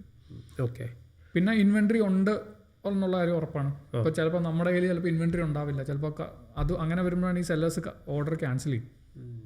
അതായത് ഓർഡർ വന്നു പക്ഷേ എൻ്റെ കയ്യിൽ സാധനമില്ല, അപ്പോൾ ഞാൻ ഓർഡർ ക്യാൻസൽ ചെയ്യും. അത് നമ്മുടെ സെല്ലർ റാങ്കിങ്ങിനെയും മറ്റുമൊക്കെ ഇൻഫ്ലുവൻസ് ചെയ്യും, അല്ലെങ്കിൽ എഫക്റ്റ് ചെയ്യും. നമുക്ക് നെഗറ്റീവ് ഇത് നമ്മൾ ഈ ഓർഡർ ക്യാൻസൽ ചെയ്ത് ഓർഡർ ക്യാൻസലേഷൻ റേറ്റ് ഒരു സർട്ടൻ പെർസെൻറ്റേജിന് മുകളിൽ പോകാൻ പാടില്ല എന്നുണ്ട്. ഓക്കെ, നമ്മുടെ സെല്ലർ ഹെൽത്ത് എന്ന് പറയും. റൈറ്റ്. അതിനെ അഫക്റ്റ് ചെയ്യും ഇതെല്ലാം. റൈറ്റ്. അപ്പോൾ ഈ ബ്രാൻഡിൻ്റെ കാര്യത്തിലേക്ക് വരികയാണെങ്കിൽ ലിസ്റ്റ് നമ്മൾ ബ്രാൻഡ് രജിസ്റ്റർ ചെയ്തു, ഫുൾഫിൽ ബൈ ആമസോൺ ആണോ നമ്മൾ തന്നെയാണോ എന്നുള്ളത് നമ്മൾ തീരുമാനിച്ചു. ആമസോൺ ആണെന്ന് വിചാരിക്കുക, നമ്മൾ ഇൻവെൻട്രി അതിലേക്ക് അയച്ചു കൊടുത്തു. നെക്സ്റ്റ് എന്താണ്, എങ്ങനെയാണ് ഇത് നമ്മൾ ആളുകളുടെ മുന്നിലേക്ക് എത്തിക്കുക? എങ്ങനെ ഇതിന് നെക്സ്റ്റ് സ്റ്റെപ്പ് എന്ന് പറയുന്നത് നമ്മുടെ ഞാൻ നേരത്തെ പറഞ്ഞത് പൊസിഷനിങ് വെച്ചിട്ടാണ് നമ്മുടെ കോണ്ടന്റ് ക്രിയേഷൻ ചെയ്യണം അടുത്തത്. ഓക്കെ, ഇത് ഒരു ഫാസ്റ്റ് പേസ് എന്താ പറയുക ഈറയാണിപ്പോൾ. ഓക്കെ, ഒരു customer max to max 30 to 40 seconds ആണ് ഒരു പ്രൊഡക്റ്റ് പേജിൽ സ്പെൻഡ് ചെയ്യുന്നത്. ശരി. ഓക്കെ, അതിൽ തന്നെ ഒരു 20 seconds അല്ലെങ്കിൽ ഒരു 10 secondsനുള്ളിൽ തന്നെ they will decide whether to click on this product or not. Okay, അപ്പം നമ്മുടെ CTR ക്ലിക്ക് ത്രൂ റേറ്റ് എന്ന് പറയുന്നത് it depends on the primary image എപ്പോഴും. കാരണം നമ്മളിപ്പോൾ ഒരു ആമസോണിൽ പോയിട്ട് ഒരു സാധനം സെർച്ച് ചെയ്യുമ്പോൾ ആദ്യം ഒരു ഇമേജല്ലേ വരുള്ളൂ. അതെ, ആ ഇമേജിനകത്ത് നമുക്ക് എന്തൊക്കെ കമ്മ്യൂണിക്കേറ്റ് ചെയ്യാൻ പറ്റുമോ, കാരണം അതിനകത്ത് കുറേ റെസ്ട്രിക്ഷൻസ് ഉണ്ട്. ആമസോണിൻ്റെ ഫസ്റ്റ് ഇമേജ് എപ്പോഴും വൈറ്റ് ബാക്ക്ഗ്രൗണ്ടിൽ വേണമെന്നാണ്. ഓക്കെ, പ്രൊഡക്റ്റ് വേണമെന്നാണ്. വേറെ നമുക്ക് അതിനകത്ത് ബാനേഴ്സും കാര്യങ്ങളൊന്നും ഇടാൻ പറ്റത്തില്ല. ഓക്കെ, അപ്പോൾ വിത്തിൻ ദാറ്റ് നമുക്ക് എന്തൊക്കെ ചെയ്യാൻ പറ്റും? ഒരു കസ്റ്റമർ കാണുമ്പോൾ മാക്സിമം ക്ലാരിറ്റി അതിൽ നിന്ന് കിട്ടണം. ഓക്കെ, എനിക്ക് വേണ്ട പ്രൊഡക്റ്റാണ് എങ്കിൽ മാത്രമേ അയാൾ അത് തൊടൂ, അത് ക്ലിക്ക് ചെയ്യുള്ളൂ കസ്റ്റമർ. First is that. അതിനെന്തൊക്കെ വേണം? ഇനി അയാൾ ക്ലിക്ക് ചെയ്ത് അകത്ത് വന്നാൽ നമ്മുടെ ഇമേജസും കാര്യങ്ങളും എങ്ങനെ വേണം എന്നുള്ളത് നമുക്ക് ക്ലിയർ ഐഡിയ ഉണ്ടാവണം. ഓക്കെ, ഓക്കെ, ഇപ്പോൾ ഒരു എക്സാമ്പിൾ പറഞ്ഞു കഴിഞ്ഞാൽ നമ്മൾ ഒരു പ്രൊഡക്റ്റ് ഇമേജസ് ക്രിയേറ്റ് ചെയ്യുമ്പോൾ അതിനകത്ത് എന്തൊക്കെ വേണം? അതിനകത്ത് ആദ്യം ഈ CTRന് വേണ്ടിയുള്ള പ്രൈമറി ഇമേജിനകത്ത് ക്ലാരിറ്റി ഉണ്ടാവണം. കസ്റ്റമേഴ്സിനുള്ള ഡൗട്ട്സ് ഇതെല്ലാം നമ്മുടെ ഇമേജസിൽ തന്നെ ക്ലാരിഫിക്കേഷൻസ് എപ്പോഴും ഉണ്ടാവണം. മനസ്സിലായി? It should communicate quality, it should communicate the relevance for the customer and it should answer any doubt. അതായത് ഒരു ഇപ്പോൾ നമ്മൾ ഇമേജസ് ക്രിയേറ്റ് ചെയ്യുമ്പോൾ നമ്മളൊരു കോമ്പറ്റീഷൻ്റെ നമ്മൾ ബെഞ്ച് മാർക്ക് ചെയ്യുന്ന പറയുന്നത് അവരുടെ റിവ്യൂസ് നമ്മൾ അനലൈസ് ചെയ്യും. ഓക്കെ, അനലൈസ് ചെയ്തതിന് ശേഷം അതിനകത്ത് എന്തെങ്കിലും പോസിറ്റീവായിട്ടുള്ളതുണ്ടോ, നെഗറ്റീവായിട്ട് എന്തൊക്കെ ഫീച്ചേഴ്സാണ് പറയുന്നത്, ഇത് നമ്മൾ നമ്മുടെ ഇമേജസിൽ കവർ ചെയ്യാൻ ശ്രമിക്കും. അതായത് നമ്മളെ ഒരു കോമ്പറ്റീറ്റർ ഉണ്ട്, ആളുടെ പേജ് പോയി നോക്കി ആളുടെ റിവ്യൂസ് എടുത്ത് നോക്കി, കസ്റ്റമർ റിവ്യൂസ് എടുത്ത് നോക്കി കഴിഞ്ഞാൽ ചിലപ്പോൾ കുറേ കംപ്ലയിൻറ്റ്സ് വരുന്ന പെർട്ടിക്കുലർ ഒരു പോയിന്റ്സ് ഉണ്ടാവും. പോയിന്റ് ഫോർ എക്സാമ്പിൾ പവർ ബാങ്കിൽ തന്നെ എടുക്കാം. നമ്മൾ കോമ്പറ്റീഷൻ്റെ അതിനകത്ത് പറയുന്നുണ്ട് എന്താ പറയുക 2 പോയിന്റേ ഉള്ളൂ ചാർജിങ് പോയിന്റ്. ഓക്കെ, ഓക്കെ, ഒരു പെയിൻ പോയിന്റ് ഒരു എക്സാമ്പിൾ ആയിട്ട് പറയാം. കസ്റ്റമേഴ്സ് അങ്ങനെ ഒരു കംപ്ലൈൻറ്റ് പറയുന്നുണ്ട്. അല്ലെങ്കിൽ അവർക്ക് അതും കൂടെ ഉണ്ടായിരുന്നെങ്കിൽ നന്നായിരുന്നു എന്ന് പറയും. അപ്പോൾ നമ്മുടെ അടുത്ത് 3 എണ്ണം കൊടുത്തിട്ടുണ്ടെങ്കിൽ try to highlight that. Okay, മനസ്സിലായി. അപ്പോൾ അത് കുറച്ചും കൂടെ ക്ലാരിറ്റി കൊടുക്കുവാണ് കസ്റ്റമറിന്. പോസിറ്റീവായിട്ടുള്ള കാര്യങ്ങളുണ്ടെങ്കിൽ അതും ഹൈലൈറ്റ് ചെയ്യാം. അവരുടെ പോസിറ്റീവാണ്, നമുക്കും അതുണ്ടെങ്കിൽ അതും ഹൈലൈറ്റ് ചെയ്യാം. ഓക്കെ, കാരണം അത് ചിലപ്പം കോമ്പറ്റീഷനും ചിലപ്പോൾ ഇമേജസിൽ കാണിച്ചിട്ടുണ്ടാവില്ല, മേടിച്ച് കഴിയുമ്പോഴായിരിക്കും കസ്റ്റമറിന് അറിയുന്നത്. ഓക്കെ, അത് നമുക്ക് വേണമെങ്കിൽ അഡ്വാൻസ് ആയിട്ട് കാണിക്കാം. ഓക്കെ, ഇതെല്ലാം ഈസി കൺവേർഷൻ ഡിസിഷൻസിനെ എളുപ്പമാക്കുകയാണ് കസ്റ്റമറിൻ്റെ. ഓക്കെ, ഇതൊരു മെയിൻ പോയിൻ്റാണ്. പിന്നെ വരുന്നത് നമ്മുടെ ടൈറ്റിൽ, ബുള്ളറ്റ് പോയിന്റ്സ്, ഇതെല്ലാം. അപ്പോൾ അത് ചെയ്യുമ്പോഴും എപ്പോഴും നമ്മളിപ്പോൾ റാൻഡമായിട്ട് ഒരിക്കലും ചെയ്യാൻ പാടില്ല. ഏതൊക്കെ കീവേഡ്സ് ആണ് ട്രെൻഡിങ്, ഇപ്പോൾ ഏറ്റവും കൂടുതൽ സെർച്ച് വരുന്ന കീവേഡ്സ് ഏതൊക്കെയാണെന്ന് നോക്കിയിട്ട് അത് വെച്ചിട്ട് വേണം ടൈറ്റിൽസും ബുള്ളറ്റ് പോയിന്റ്സും ഡിസ്ക്രിപ്ഷൻസും കൊടുക്കാൻ വേണ്ടിയിട്ട്. ഇത് പ്യുവർ SEO ആണ് ടൈറ്റിൽ. അതല്ലാതെ ടൈറ്റിൽസിൽ നോക്കിയിട്ടായിരിക്കണം എന്നില്ല മേടിക്കുന്നത്. പക്ഷേ ടൈറ്റിൽസിൽ എപ്പോഴും നമ്മുടെ കീ എന്താ പറയുക ഫാക്ടേഴ്സ് ഉണ്ട്. അതായത് വെയിറ്റ്, അല്ലെങ്കിൽ എന്താ പറയുക, ഇപ്പം ഒരു ഫുഡ് പ്രൊഡക്റ്റ് ആണെങ്കിൽ അത് എത്ര ഗ്രാമാണ്, അങ്ങനെയുള്ള ക്ലാരിറ്റീസ് എപ്പോഴും ടൈറ്റിൽസിൽ ഉണ്ടാവണം. പാക്ക് ഓഫ് 2 ആണോ, പാക്ക് ഓഫ് 3 ആണോ, അങ്ങനെയുള്ളത് എപ്പോഴും ആക്യുറേറ്റ് ആയിരിക്കണം. ബാക്കി നമ്മൾ ചെയ്യുന്നത് വെച്ച് കഴിഞ്ഞാൽ ഈ കീവേഡ് ലിസ്റ്റ് എടുക്കും. ഇപ്പോൾ ഹീലിയം ഒക്കെ യൂസ് ചെയ്യുന്നത് അതിന് വേണ്ടിയിട്ടാണ്. നമുക്കൊരു പെർട്ടിക്കുലർ പ്രൊഡക്റ്റ് കാറ്റഗറി ഉണ്ടെങ്കിൽ അതിൽ ഏറ്റവും കൂടുതൽ സെർച്ച് വരുന്ന കീവേഡ്സിൻ്റെ ലിസ്റ്റ് എടുത്തു കഴിഞ്ഞാൽ അതിൻ്റെ ഫസ്റ്റ് ഒരു 5-6 കീവേഡ്സ് വരുന്നത് നമ്മൾ ടൈറ്റിൽ തന്നെ ഇടും. അതിൻ്റെ അടുത്തത് വരുന്നതായിരിക്കും ബുള്ളറ്റ് പോയിന്റ്സിലിടുക, അതിലും താഴെ വരുന്നതായിരിക്കും ഡിസ്ക്രിപ്ഷനിലിടുക. ഓക്കെ, ഇങ്ങനെയാണ് ഈ സാധനം നമ്മൾ സ്ട്രക്ചർ ചെയ്യുക. ഒരു ടൈറ്റിലിൽ നമുക്ക് 200 വേർഡ്സിൻ്റെ ലിമിറ്റ് ഉണ്ട്. പക്ഷേ നമ്മളെപ്പോഴും മൊബൈൽ ഓപ്പൺ ചെയ്ത് നോക്കുമ്പോൾ 200 വേർഡ്സിൻ്റെ ടൈറ്റിൽ കാണാൻ പറ്റില്ല, 60 വേർഡ്സേ കാണാൻ പറ്റുള്ളൂ. ഓക്കെ, അപ്പോൾ വീണ്ടും നമ്മൾ ആ ഇനിഷ്യലി സെലക്ട് ചെയ്ത കീവേഡ്സിലെ ആദ്യം വരുന്ന ഏറ്റവും കീ ആയിട്ടുള്ളത് ഫസ്റ്റ് 60 തന്നെ വരണം. അപ്പോഴേ കാരണം 90-95% ഓഫ് ദ കസ്റ്റമർ ആപ്പിലാണ് നോക്കുന്നത്, ഡെസ്ക്ടോപ്പിലല്ല. അപ്പോൾ ആ ഡെസ്ക്ടോപ്പ് മൊബൈൽ ഒപ്റ്റിമൈസ്ഡ് ആയിരിക്കണം നമ്മുടെ ലിസ്റ്റിങ്സ് എപ്പോഴും. അപ്പോൾ ഇങ്ങനെയുള്ള കാര്യങ്ങൾ എൻഷുർ ചെയ്യുക നമ്മൾ ലിസ്റ്റ് ചെയ്യുമ്പം തന്നെ. ഓക്കെ, ഇത് ചെയ്യുന്ന എന്തിനാണെന്ന് വെച്ചാൽ ഇതൊക്കെ ചെയ്ത് കഴിഞ്ഞാൽ നമ്മുടെ ആഡ് കോസ്റ്റ് കുറയും.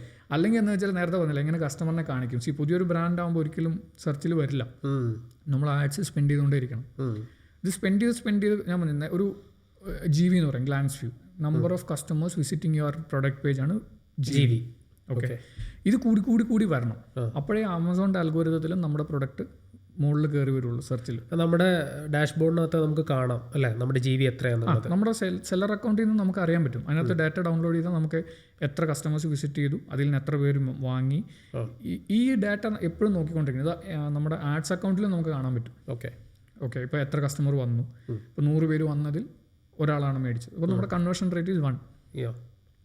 അപ്പോൾ ഇതൊക്കെ ഒരു എന്താ പറയുക, ഈ ഡാറ്റ ഫുള്ള് അനലൈസ് ചെയ്തിട്ട് വേണം നമ്മൾ ആഡ്സ് റൺ ചെയ്യാനും എല്ലാം. കാരണം പോകെ ഇപ്പോൾ ഒരു സ്റ്റാർട്ട് ചെയ്യുമ്പം വളരെ കുറവായിരിക്കും കൺവേർഷൻ. നമ്മളൊരു എന്താ പറയുക, ഒരു 3 months 6 months ഒക്കെ എത്തിക്കഴിയുമ്പോൾ നമ്മുടെ ലിസ്റ്റ് ഇനഫ് ഡാറ്റ ഉണ്ടാവും.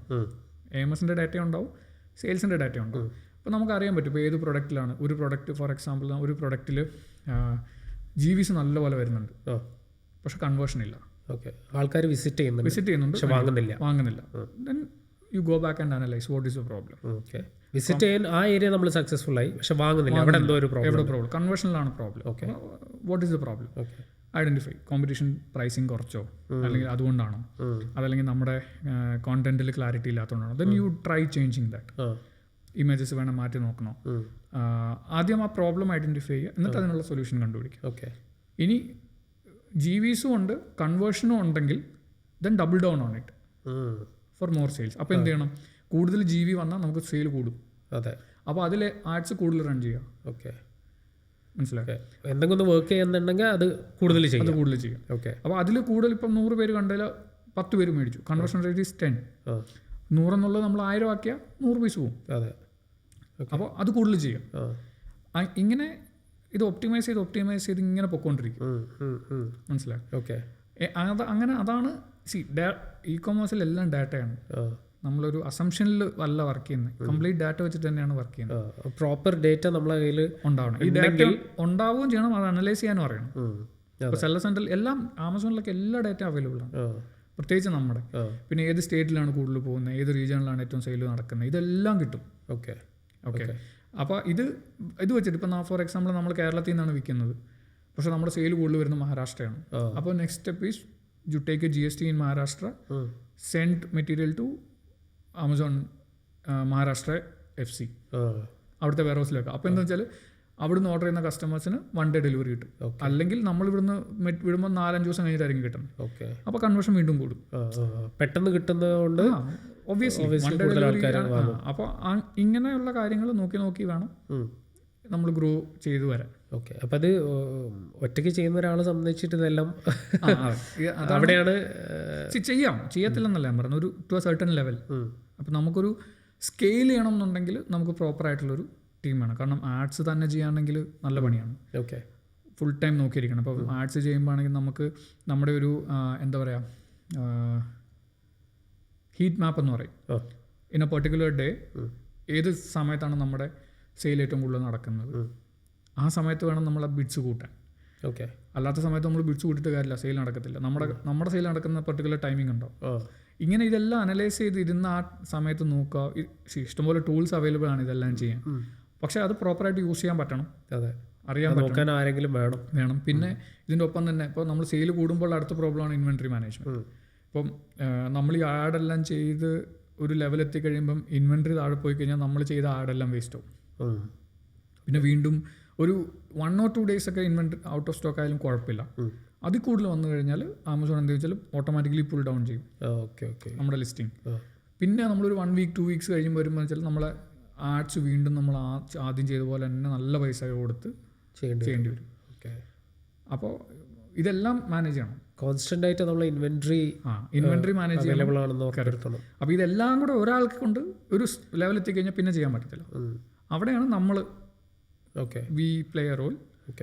Because we have different team for all of this. Okay, അപ്പോൾ എനിക്കൊരു ബ്രാൻഡ് ലോഞ്ച് ചെയ്യണം, ഓൺലൈൻ സ്കെയിൽ ചെയ്യണമെന്നുണ്ടെങ്കിൽ ബാക്ക് ബോൺ കൺസൾട്ടൻസി ഒരു കൺസൾട്ടിനെ അപ്രോച്ച് ചെയ്ത് കഴിഞ്ഞാൽ ഞാൻ എന്താണ് ബാക്കിയുള്ള കാര്യങ്ങൾ മെയിൻറ്റെയിൻ ചെയ്യേണ്ടത്? അതായത് ഇൻവെൻട്രി ഉറപ്പ് വരുത്തണം അല്ലേ? കറക്റ്റ്.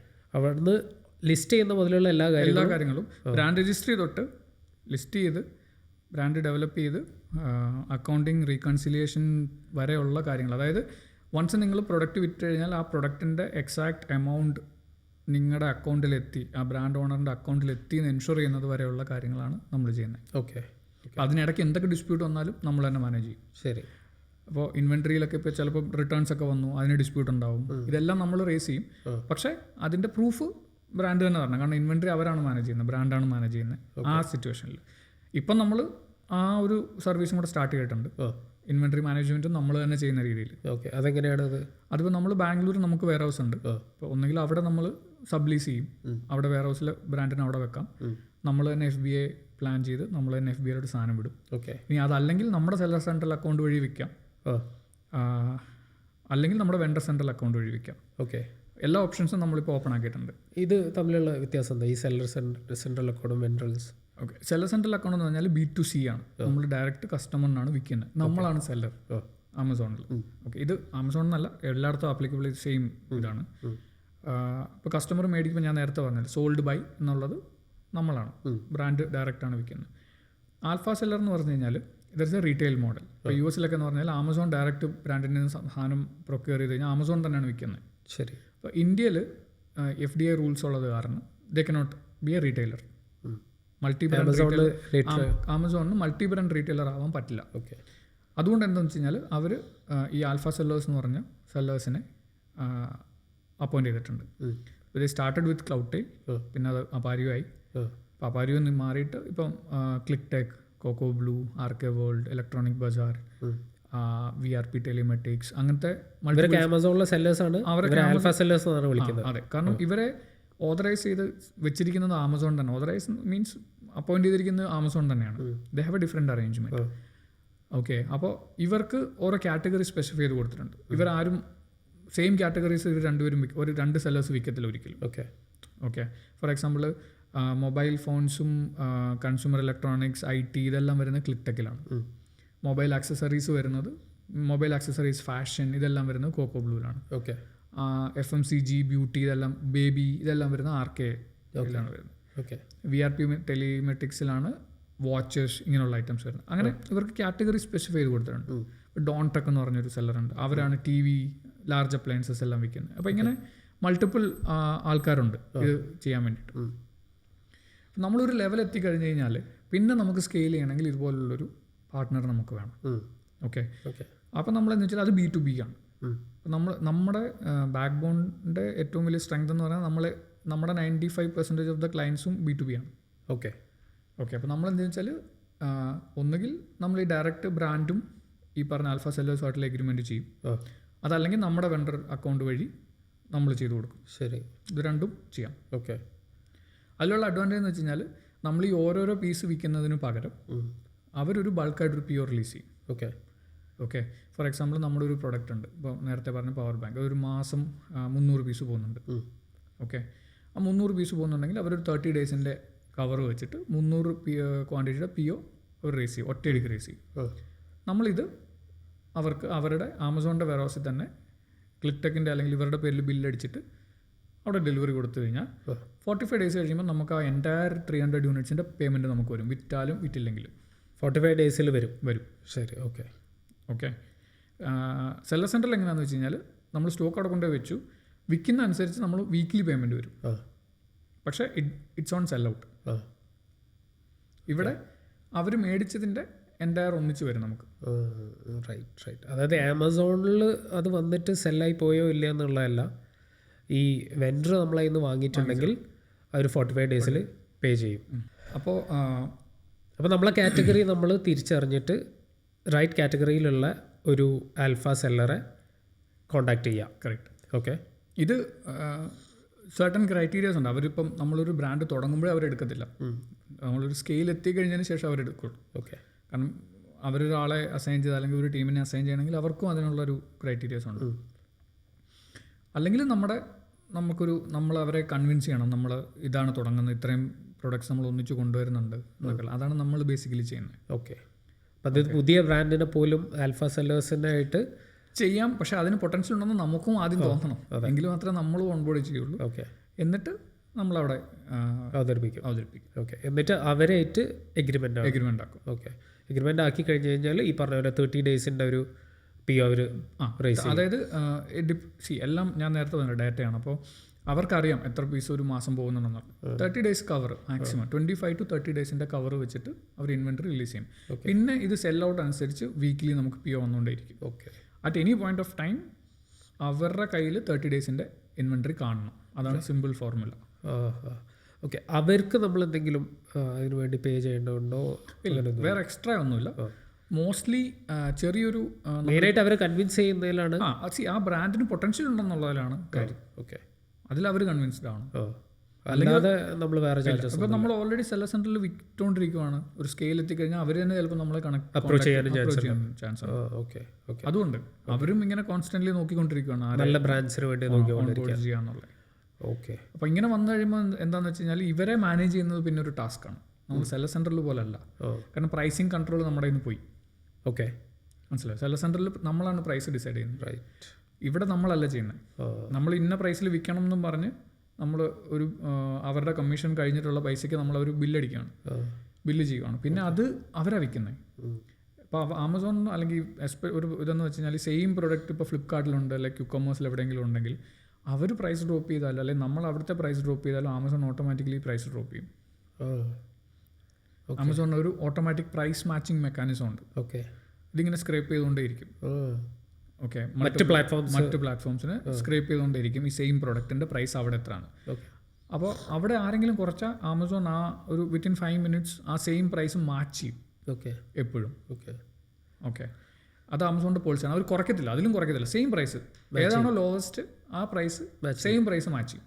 കാരണം അവരുടെ പ്രയോറിറ്റി എന്ന് പറഞ്ഞാൽ കസ്റ്റമറിന് ബെസ്റ്റ് പ്രൈസ് എപ്പോഴും ആമസോണിൽ കിട്ടുക എന്നുള്ളതാണ് ആമസോണിൻ്റെ പോളിസി. അപ്പോൾ അത് വരും. അപ്പോൾ ഇതെല്ലാം എൻഷുർ ചെയ്യണം. നമ്മൾ പ്രൈസിങ് എല്ലാ പ്ലാറ്റ്ഫോമിലും ഒരുപോലെ ആയിരിക്കണം. പിന്നെ ഇത് ഇൻവെൻട്രി മാനേജ്മെൻറ്റ്. ഇപ്പോൾ നമുക്കൊക്കെ ഡെയിലി ട്രാക്കേഴ്സ് ഉണ്ട്, നമ്മുടെ ഡാഷ്ബോർഡ്സ് ഉണ്ട്. നമ്മളത് ബ്രാൻഡിനും അവൈലബിൾ ആണ്. അപ്പോൾ ഓരോ ദിവസം നോക്കിക്കഴിഞ്ഞാൽ അറിയാൻ പറ്റും ഓരോ പ്രൊഡക്റ്റ് എത്രയാണ് സെൽ ഔട്ട്, DRR എത്രയാണ്, ഡെയിലി റൺ റേറ്റ്. അത് വെച്ചിട്ട് എത്ര ഹൗ മെനി ഡേയ്സ് DRR എന്ന് പറഞ്ഞു കഴിഞ്ഞാൽ ഡെയിലി എത്ര വിറ്റ് പോകുന്നുണ്ടോ. ഇപ്പോൾ ചില പ്രൊഡക്റ്റ് 10 ആയിരിക്കും, ചിലത് 5 ആയിരിക്കും, അങ്ങനെ. അപ്പോൾ അത് വെച്ചിട്ട് അവരുടെ കയ്യിൽ എത്ര ദിവസത്തേക്കുള്ള ഇൻവെൻട്രി ഉണ്ട്, ഇത് ഡെയിലി മോണിറ്റർ ചെയ്യണം. ഓക്കെ, ഇപ്പോൾ എവിടെയെങ്കിലും നമുക്ക് പെട്ടെന്നൊരു സ്പൈക്ക് വന്നു, സെൽ ഔട്ട് വന്നാൽ നമുക്ക് ചിലപ്പോൾ PO പെട്ടെന്ന് എടുക്കേണ്ടി വരും. കാരണം PO വന്നാൽ നമ്മൾ ബ്രാൻഡ് ചിലപ്പോൾ ഒരു 7 days എടുക്കും ഡെലിവറി കൊടുക്കാൻ. ഓക്കെ. അതുകൊണ്ടാണ് ഈ 25-30 ഡേയ്സിൻ്റെ കവർ എപ്പോഴും വെക്കുന്നത്. മനസ്സിലായി. അപ്പോൾ ഇന്ന് PO വന്നാൽ നാളെ കൊടുക്കത്തില്ലല്ലോ. റൈറ്റ്. അപ്പോൾ അത് ഡെലിവറി കൊടുക്കാനും അതിൻ്റെ അപ്പോയിൻമെൻറ്റ് എടുക്കണം, അതിൻ്റെ സ്പേസ് ബുക്ക് ചെയ്യണം, അങ്ങനത്തെ കുറേ ബാക്ക് ആൻഡ് പ്രോസസ്സുകളാണ്.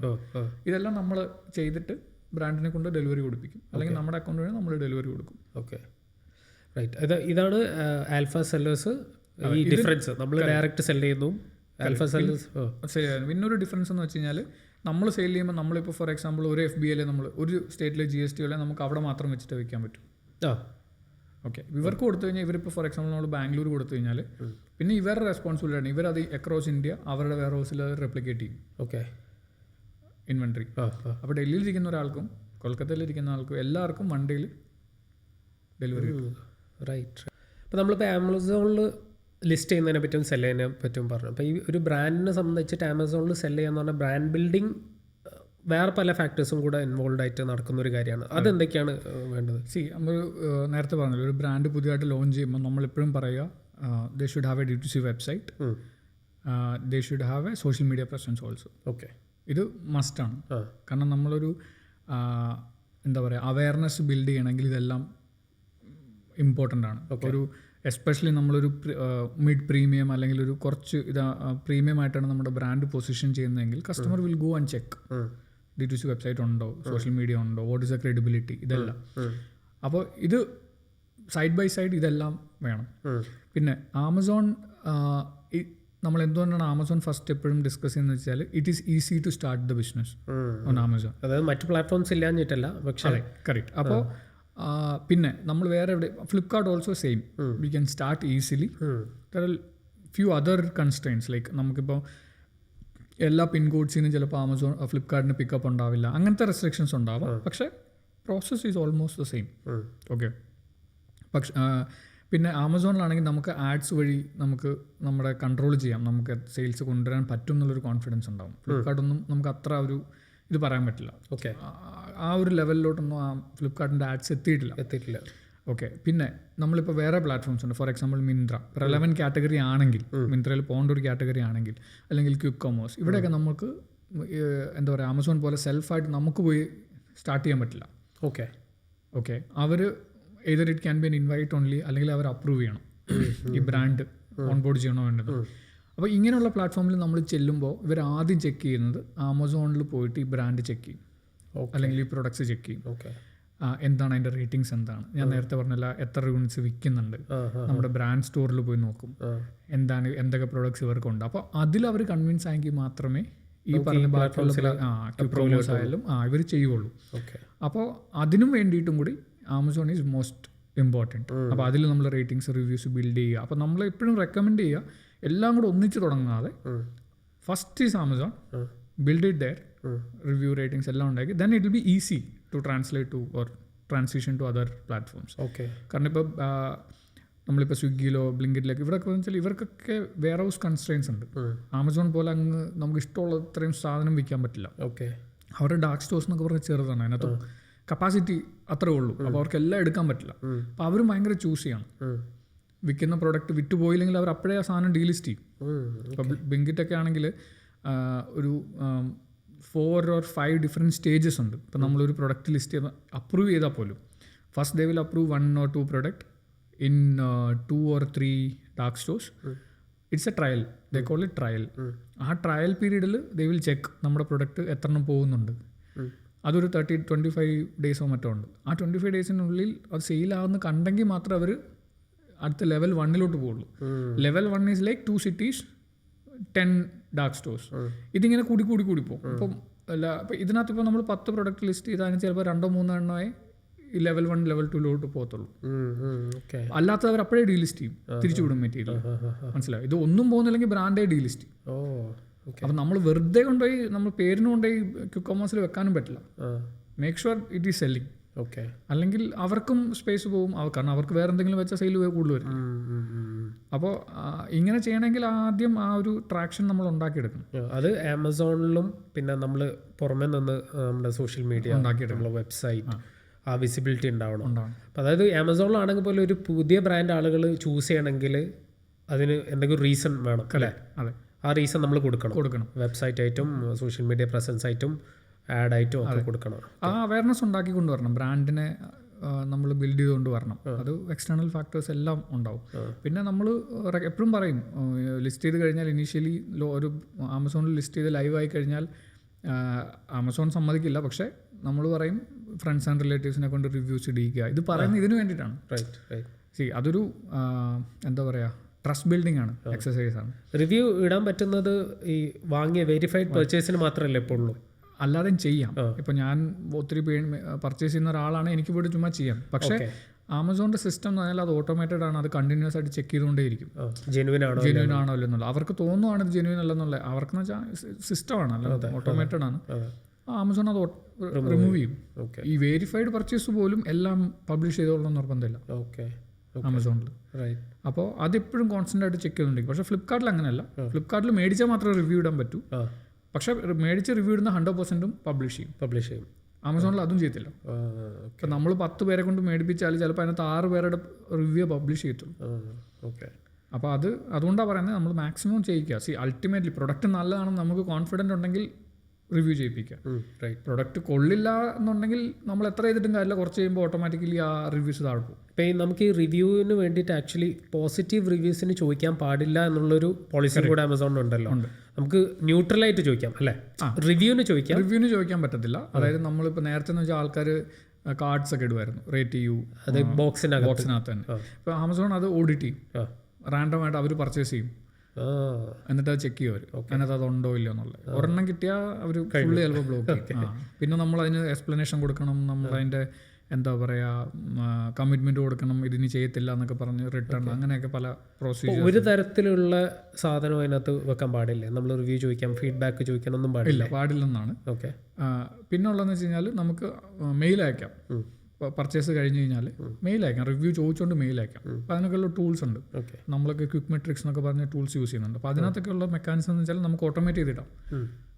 പർച്ചേസ് കഴിഞ്ഞാൽ 7 days കഴിഞ്ഞാൽ മേടിച്ച എല്ലാ കസ്റ്റമേഴ്സിനും മെയിൽ പോകും, എങ്ങനെ ഉണ്ടായിരുന്നു പ്രൊഡക്റ്റ്, റിവ്യൂ തരാൻ പറഞ്ഞിട്ട്.